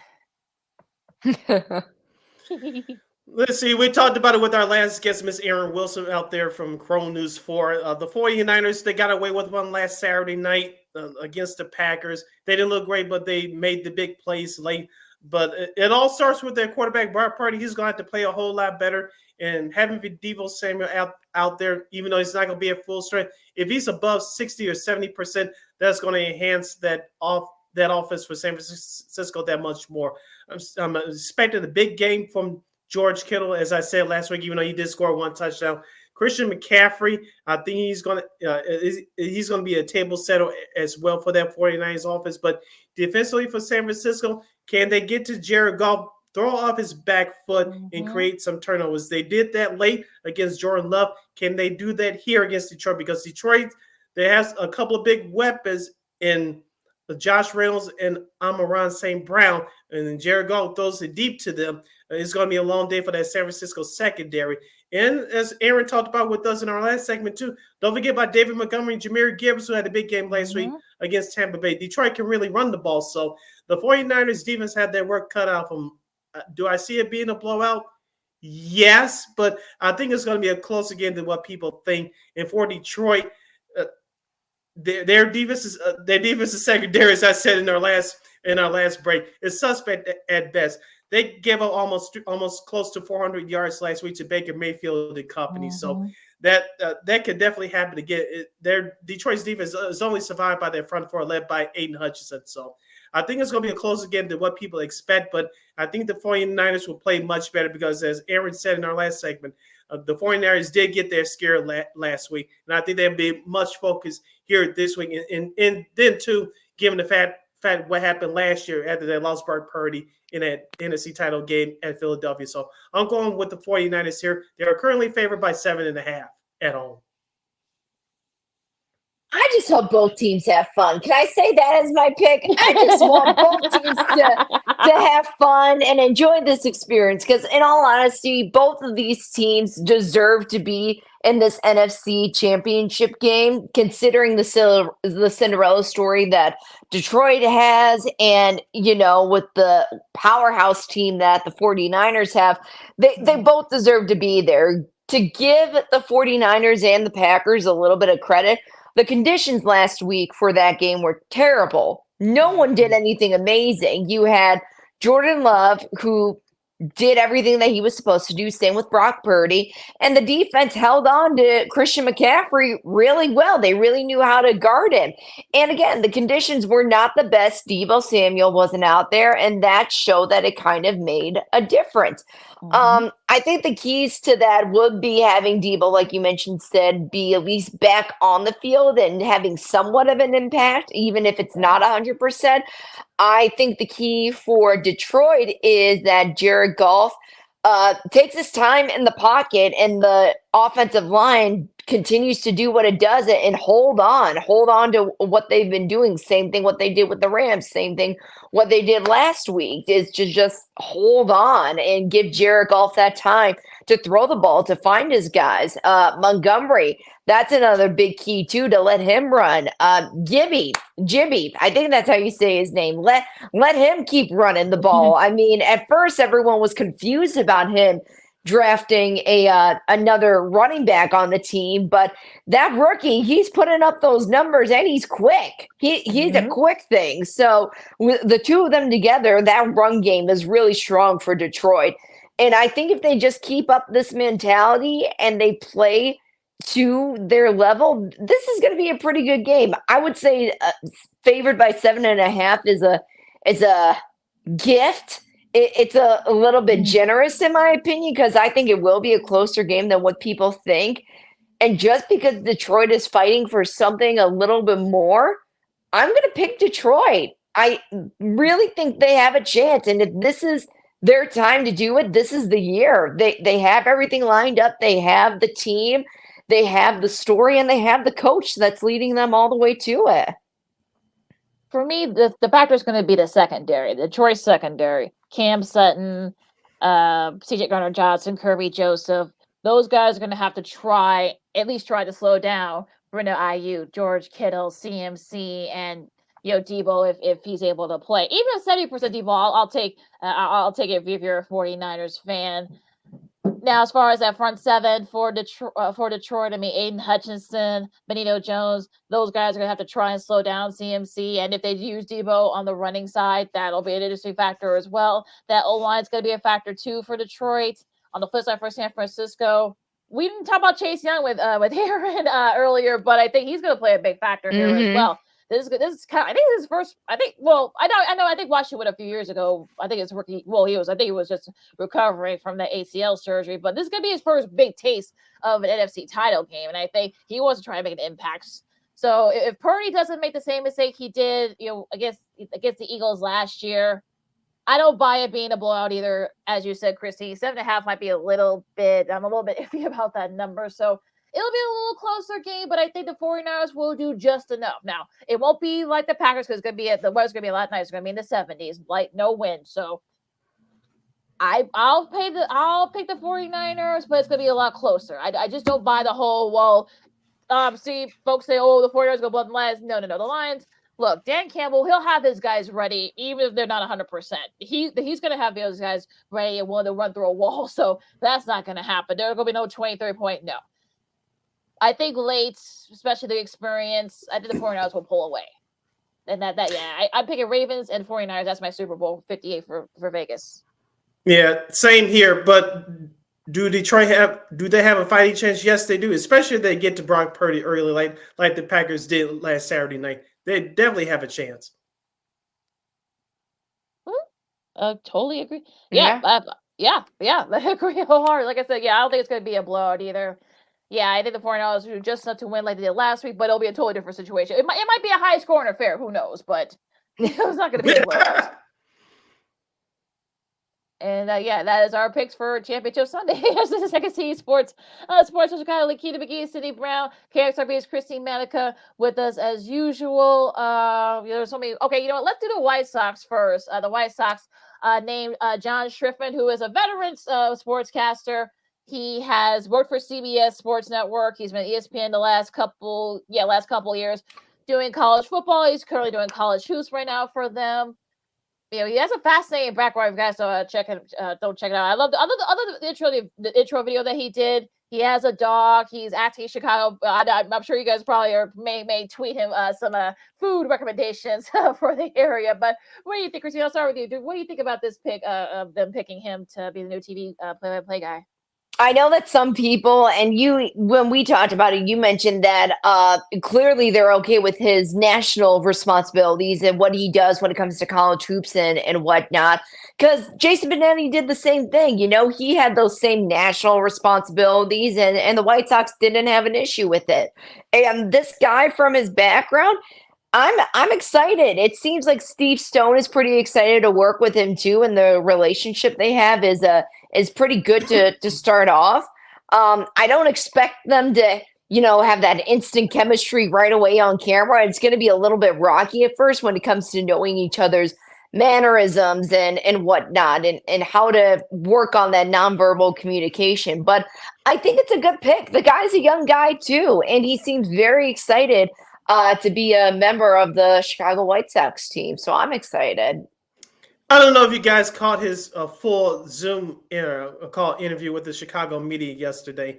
And I know one of the good friends of the show, Miss Cheryl Ray South on WBEZ, asked him about his commitment. Of course, he praised Jerry Reinsdorf, who's the owner of White Sox, and his boss. He said he's committed through September. Of course, he signed a multi-year deal to join the White Sox. But his national commitments will not interfere with the baseball season. As we talked about before, that's what the White Sox will like. And John said he will call most of the games, but they didn't have a set number. The problem with the White Sox had with Benetti was he would miss most of the weekend games because he had commitments with college football during the month of September, and he has some other stuff. And when he signed with Fox, he was the second announcer for Fox Saturday Baseball over the last couple of years. So the White Sox had a problem with that. We won't go through the whole Benetti situation again. That's a whole nother show for a whole nother time.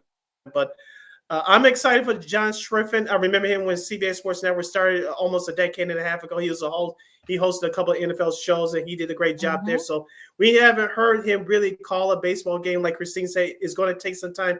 The same thing happened with Benetti, folks. I get it because we had a connection with Benetti because Benetti grew up here, and he was a Sox fan, and he got his dream job, and he did minor league baseball. I'm talking about Benetti before he got the job with the White Sox, following Hawk Harrels's footsteps. But John Schriffen, I think he's going to do a professional job.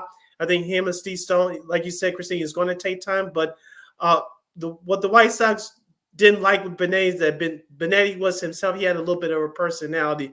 Now, will John Schriffen have a little bit of a personality going forward? We shall see. But as far as professionally, I think he'll do a good job. But let's just hope that the players on the field will give him something to be excited about. I'm just saying. Right. Yeah, absolutely. And keeping up with the baseball theme here, 3 new Hall of Famers were announced a few days ago. Joe Mauer, of course, Minnesota born and raised, of course, played for the Twins. Adrian Beltre, who I think got like 98%, I think, of the first ballot Hall of Famer, very deserving there. And Todd Helton finally got in, of course, a long time Colorado Rocky. So are you guys fine with this class? I know the president for Cooperstown said there were several, but look, just say it was 3. I mean, that's not several, but I digress. What do you guys think about this? What do you guys think about this class? Even when the White Sox aren't playing the Twins, they still somehow pull ahead those darn Twinkies. But no, I like Joe Mauer. I like his hometown feel, his attitude, even after he's off the field. I know all the Twins fans here were very excited that he got that first ballot, and everyone's excited and good for him for getting it on the first go around. Yeah, I do not have a problem with this list. I know that many White Sox fans were upset that Mark Bailey didn't get in. As we told you, he's going to have to wait a while if he ever gets in. I know Gary Sheffield and Barry Bonds. Me personally, I think those two should be in. And well, we'll get into those two in another time. But as far as this list is concerned, I don't have a problem with it. I know the class for next year is supposed to be stacked. I know we'll get into that another time as well. But as far as this year, it looks like the list has been the last couple years. You had people like Scott Rowland, and to a lesser extent Harold Baines, who people didn't deserve it. But I don't have a problem with this list. Is it perfect? No. Is it respectable more than the last couple of years? Yes. Yeah, if you're Billy Wagner, you're kicking yourself because 5 votes, really? 5 votes short. Yeah, that was. He'll get it next year because he was definitely one of the best closers during his era. He played right in the middle of that steroid era as well. So did Sheffield. I'm not accusing him of that, but he was one of the best relievers he played during that time. Yeah, Sheffield was definitely in there too. So I'm sure he'll get it next year too, because I think that was his last year. I'm talking about Sheffield in the ballot. But real quick though, the list, get ready to feel old with some of these names. I'll just do a few of them. CC Sabathia, Ichiro. What those two will get in? Yeah. Curtis Granderson, Hanley Ramirez. I'll just do a couple, and Ben Zobrist. Oh my gosh, Ben Zobrist. Oh yeah, I think he might have to wait a couple years, but I think he gets in too, just because of his accomplishments. Not Yeah. only with the Royals and of course with the Rays, of course he for a few years, and also with the Cubs too. I think he'll get it eventually, but I don't know if he'll get it in first ballot like Ichiro and CC. Yeah, Ben Zorbis gets it only because of what he did in 2016. Let me tell you. I guess again, you're talking about the luckiest man walking the face of the earth. There'll be him. Well, hey, I'm look, just saying. Yeah, well, hey, what can you get to here? Shots are fired from Sid. Oh, yeah, let's get him out of this fire, Chris. Let's move on before we get into a little bit of trouble. All right, where do you guys want to go first? We still got a few minutes left. Well, me first, Sid. Hold on, me first. Sox Fest is coming back. Okay. Sox Fest is coming back. 2025. How ironic! How ironic! How ironic! What timing after being canceled the last few years? But ironic timing. I don't know the reasoning behind it, but for whatever reason, they're bringing it back finally. Late January in 2025. Yeah, they're like 3 years too late, but we'll see. They have a year from today to plan this out or what's going to happen. Oh boy. they better be bringing out the heavy hitters for this. Since they've made fans wait for all this time. I better be seeing Scotty Pods, Ozzie Guillen, Joe Creedy, gimme Jermaine Dye, gimme Big Herd, Burley, Konerko, hold on. Gimme Tahito Gucci for the heck of it. AJ Przinsky. I love me, my Gordon Beckham too. Give me Gordon Beckham. No, Alex Ramirez, Alexi Ramirez, give me him. Like, I just need the entire list. Oh my God! What about Big Bobby Jenks? The wife. Give me Big Bobby. Give me Big Bobby. Look! Give me Blackjack McDowell. Then since we're going to go like even further, give Robert Ventura. I'm sure. I think I saw him at an OK State game. Then when he hosts Kansas, I saw Buchiami post a picture with him. So that was I know he lives around that area. So yeah, that's pretty cool. But yeah, I mean the ironic thing after 3 or 4 years since the last Sox Fest, now we're getting another one. All right. All I'm saying, get the fans the heavy hitters. Don't sugarcoat them. Well, they got a year. Well, they got a year to play it out, like you guys said. I know. So we'll see. We'll see. Here is the Second City Sports on Sports of Chicago, of course. Lakita McGee, KXRB's Christy Manika, and also us, our buddy City Brown as well. We're all. Let's talk a little bit of women's college hoops. South Carolina got their 15th straight win against LSU.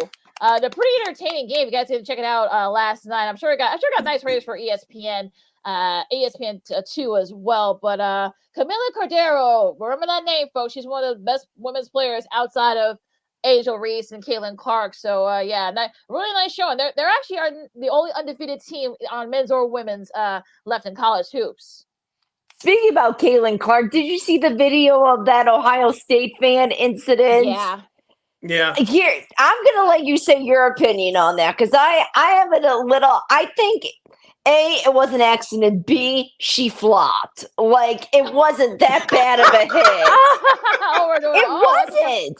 Like it could have been an easy oh my gosh, I'm so sorry. Like the Midwestern. But I think she flopped. I know Iowa Hawkeye fans are going to come after me for saying that, but the video, it's way too overdramatic, I think.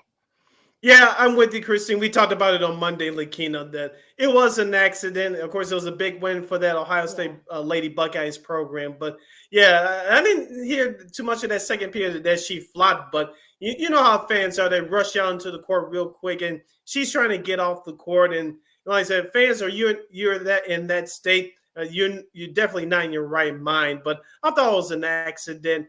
And like I said, thank goodness Caitlin Clark's okay, and then her in the program will go on. But going back to last night's game, Lakina, you're talking about Camila Cordero and Angel Reese. I thought that Angel Reese, even though she fouled out, I thought it was a couple of bad calls on her.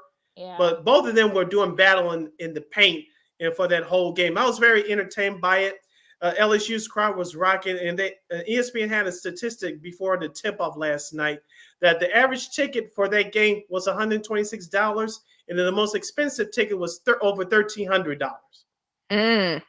Yeah. Yeah, but look, that's good if you're women's hoops. That's a good thing if you're getting tickets for that much. Look, that's good. They might very well end up meeting each other again. I think they do meet each other again. I think next month, and of course they may meet in the SEC for the SEC title, and perhaps maybe even during the tournament in March. So yeah, I mean, this could be just a sign of things to come. So we'll see. But it was a very entertaining game yesterday. Yeah. What was Coach Kim wearing? What was Coach Kim wearing?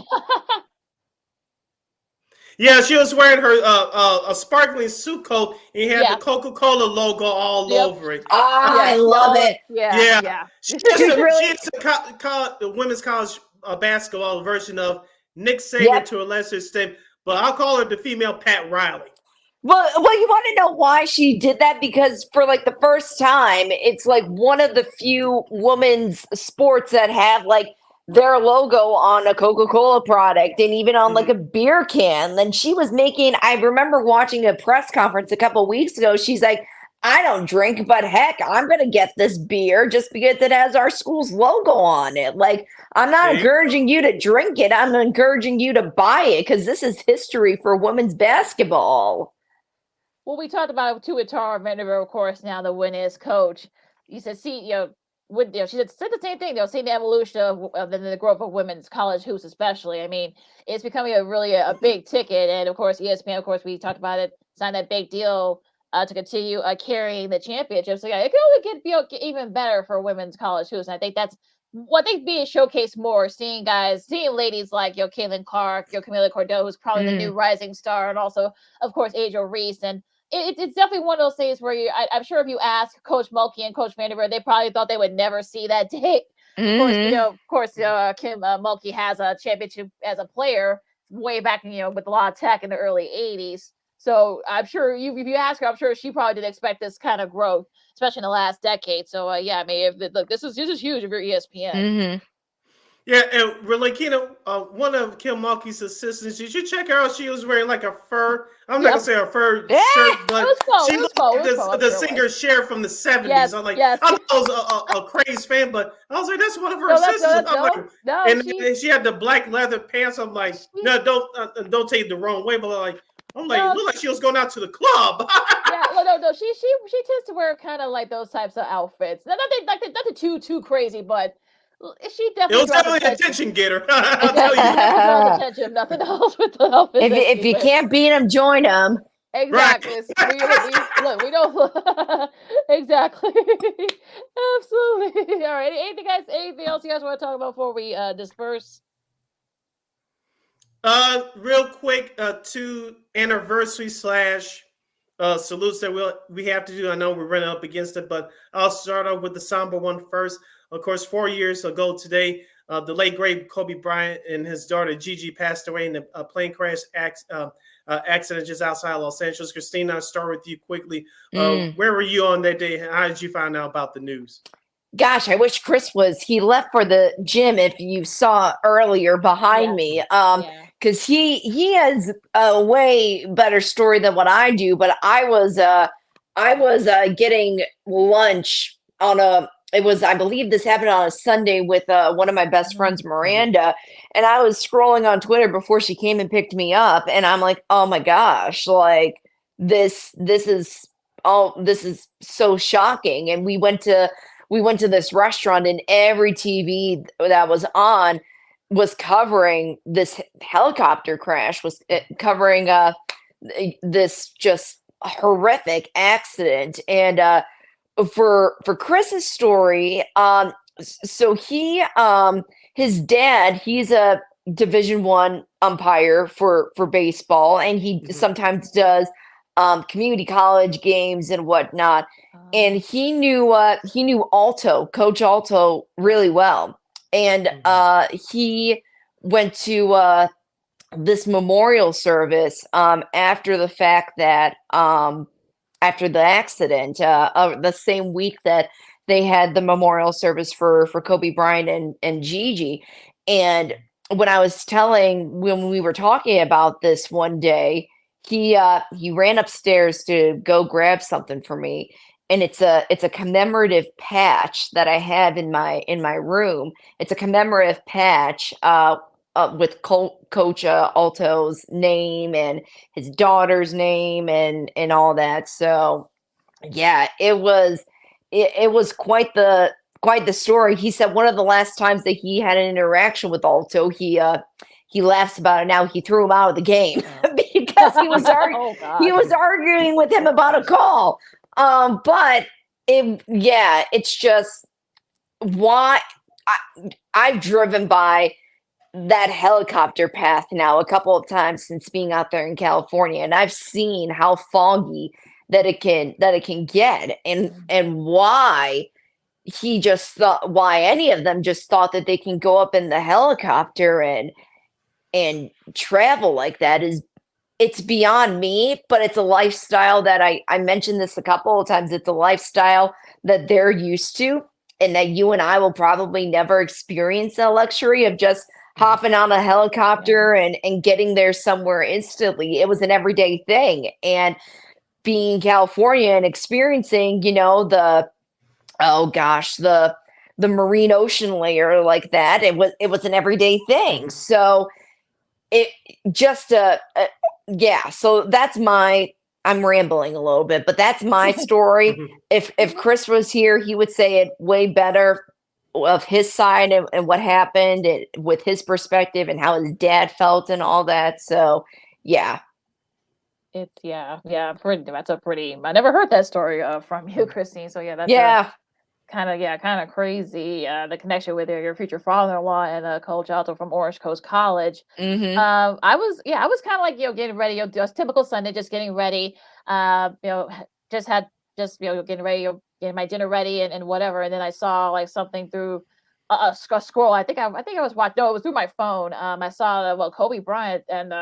Well, the initial reports were, I guess, it was Kobe and I think Vanessa and Gigi. I think it was just it was Vanessa and Gigi. So, but then you got the news that it was Kobe, Gigi and Coach Alto, his family, a couple of members of his family, and a few others, and it was just heart wrenching. Of course, you were glued to the set. I think, of course, ESPN had it first, and I think Fox Sports One, I think, had it too. I think, of course, the other big networks and all the other big news networks followed suit, and it was just astonishing. The coverage was ESPN did a great job with the coverage, and it was hard for a while because it just didn't feel real at the time because he was such a big, large life figure. You saw some of the we know Shaq shared a story about a couple of his I think his son, his nephew, came down while he was working out, and he yelled at get out of here, y'all are lying, and all that. So it was so it was just heartbreaking. And let's also remember all the victims, not just Kobe and Gigi and Coach Alto, but there were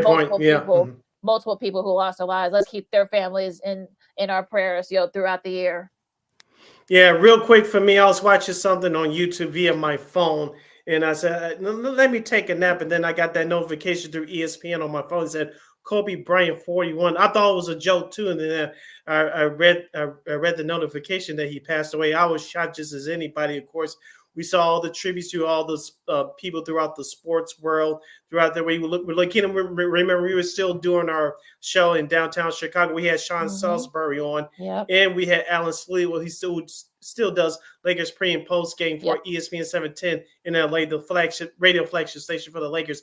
We had him on during that week, and he was just as shocked as everybody else. And then of course, the city of Los Angeles was in shock. Remember the city of Philadelphia too, because Kobe Bryant went to high school there. So and he got dropped out of Laura Marion High School. So that city felt it as well. Everybody felt it throughout the country, and it was just a shock. Of course, the Lakers did all their tributes. Of course, remember, Lakeem, the All-Star game was here in Chicago before the world shut down the month before, and they did their tribute before All-Star Saturday night and before the All-Star game the next day. So it was a terrible loss, but of course, his legacy will never be forgotten. That's for sure. Of course, now the All-Star Game MVP trophy is named after Kobe Bryant because I believe he has the most All-Star Game MVP awards.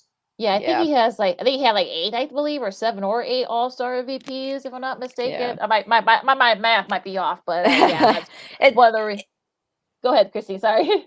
No, you're fine. I was going to say it's kind of hard to believe that that event was really the last big thing that took place before COVID happened. Because aside from Michael Jackson's memorial service being televised, Kobe's was televised. That's how big of an impact he made. So yeah, it just goes to show you that's crazy how everyone was gathered, and then the next week everything changed.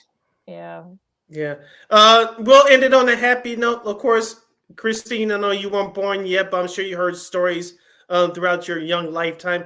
Lakina, 38 years ago, exactly today, January 26, 1986, perhaps arguably the greatest team for 1 year in NFL history. The 85 Chicago Bears defeated the New England Patriots in Super Bowl 20, 46-10. That's right, Christine. Clap it up. As the game took place in Super Bowl shuffle. That's right. There you go. And of course, the Bears finished the regular season 15-1. The only loss was to the Miami Dolphins. Of course, the Bears players wanted to face Miami in that Super Bowl, but of course, Miami were upset at Old Orange Stadium against the Patriots. Of course, the Patriots would have a miracle run throughout their playoff run to meet the Bears. Real quickly, Keena, without Googling, do you know who scored that only touchdown for the Patriots without Googling? Oh, shoot. I'll say Steve Grogan because the only name I can think of. He did throw a touchdown. It was Irving Fryer. Oh yeah. That was when he first came out of Oklahoma. Yeah, it was the first couple of years. He played there for the first couple of years before he went to Miami. Yep, he sure did from Oklahoma. But yeah. I mean that the whole thing. Yeah, just imagine if I'm sure it would have been a much better game had it been in Miami. I mean, but Patriots got high at the right time. Made it all the way to the Super Bowl, and it. Yeah, I mean, it's unfortunate that it's been almost 40 years since the Bears. Of course, they went in 06 down there in Miami, ironically, in a rainy Miami. Of course, he finally got his first Super Bowl ring, and so did Tony Dungy for the Colts. But I mean, you hope that bigger things and better things are ahead for the Bears in this this juncture. But we'll have to wait and see. Yeah, Christine, how did you find out about the 85 Bears team? I mean, my mom, my parents, everybody talked about it. We're Bears fans. Of course, we're going to talk about the one time we won the Super Bowl in 1985. Well, look, I mean, the 06 one, I think, that was the Bears' next shot. And unfortunately for the Bears to go back to that, the 80s, unfortunately, they've had multiple chances even after that. I mean, they lost early to Washington. They got their butts kicked by San Francisco a couple of years later. You guys remember it was so cold. Everyone thought, 1988. Yeah. Remember the week before you had the fog ball against Philadelphia, which you barely won, and then the next week against. No one wants to talk about that next week against San Francisco, but San Francisco played that game like it was 60 degrees outside. I know everybody wants to talk about the 2010 championship game against Green Bay, which I still refuse to watch to this day. But that 88 team. But that 88 team, Lakina, if they would have beaten San Francisco that day, they would have beat Cincinnati in that Super Bowl in Miami a couple of weeks later, because even though Cincinnati had a great year that year, the Bears had a chance to squeak out one more Super Bowl in that decade. It just didn't happen. I mean, I remember. I think who was it? I think it was either Ryan Lott or Jerry Rice that showed a story where they saw all the headlines from all the folks. The 49ers had no shot, especially once they found out about the weather and it was going to be a big factor. Right? I think they took it personally. So you saw what happened after that. Just I think it was like 38-3 or something, or like 28-3 or something like that. Yeah. Yeah, so that was probably their last chance for the Bears. Of course, everyone started defecting after that. So but hopefully, like I said, hopefully brighter days are ahead for this Bears franchise. You hope. Yes. Any last second thoughts, Christine, before we close out? I am all good. All right. All right. On that note, you follow me, Keena McGee, on the Twitter, XQSCRB, and IG. You can follow yours truly, Sidney Brown, on the Twitter, X, and the IG at SidKid80. Once again, it's SidKid80. That's SIDKID80. SIDKID80. Christine, where can the lovely people follow you on social media? They can follow me at @Manika_KXRB. If you still have that bird? I do. Naturally. Yeah, she's going to keep that bird for as long as she wants. And of course, you catch Second City Sports every Monday, every Friday from noon to 2 p.m. Central Standard Time, right here on Sports on Chicago's Facebook and YouTube channel. One more time, Catch Second City Sports every Monday, every Friday from noon to 2 p.m. Central Standard Time on Sports Zone Chicago's Facebook and YouTube pages. Make sure you follow Sports Zone Chicago on all social media platforms, Facebook, Twitter, Instagram, and YouTube. Please download that Sports Zone Chicago app. Subscribe to our podcast at War Media Podcast. That's WARR Media, PODCASTS. We are on all podcast platforms, including our iHeartRadio app. And give War Media a follow on all social media platforms on Facebook, Twitter, X, Instagram, and YouTube. And thank you very much in advance for your support. Like, share, subscribe, and tell your friends. Yep, and don't forget you can catch not only Second City Sports, but all of our shows on Sports Zone Chicago. We're available 24 hours a day, 7 days a week, 365 days a year, live and on demand on Roku TV.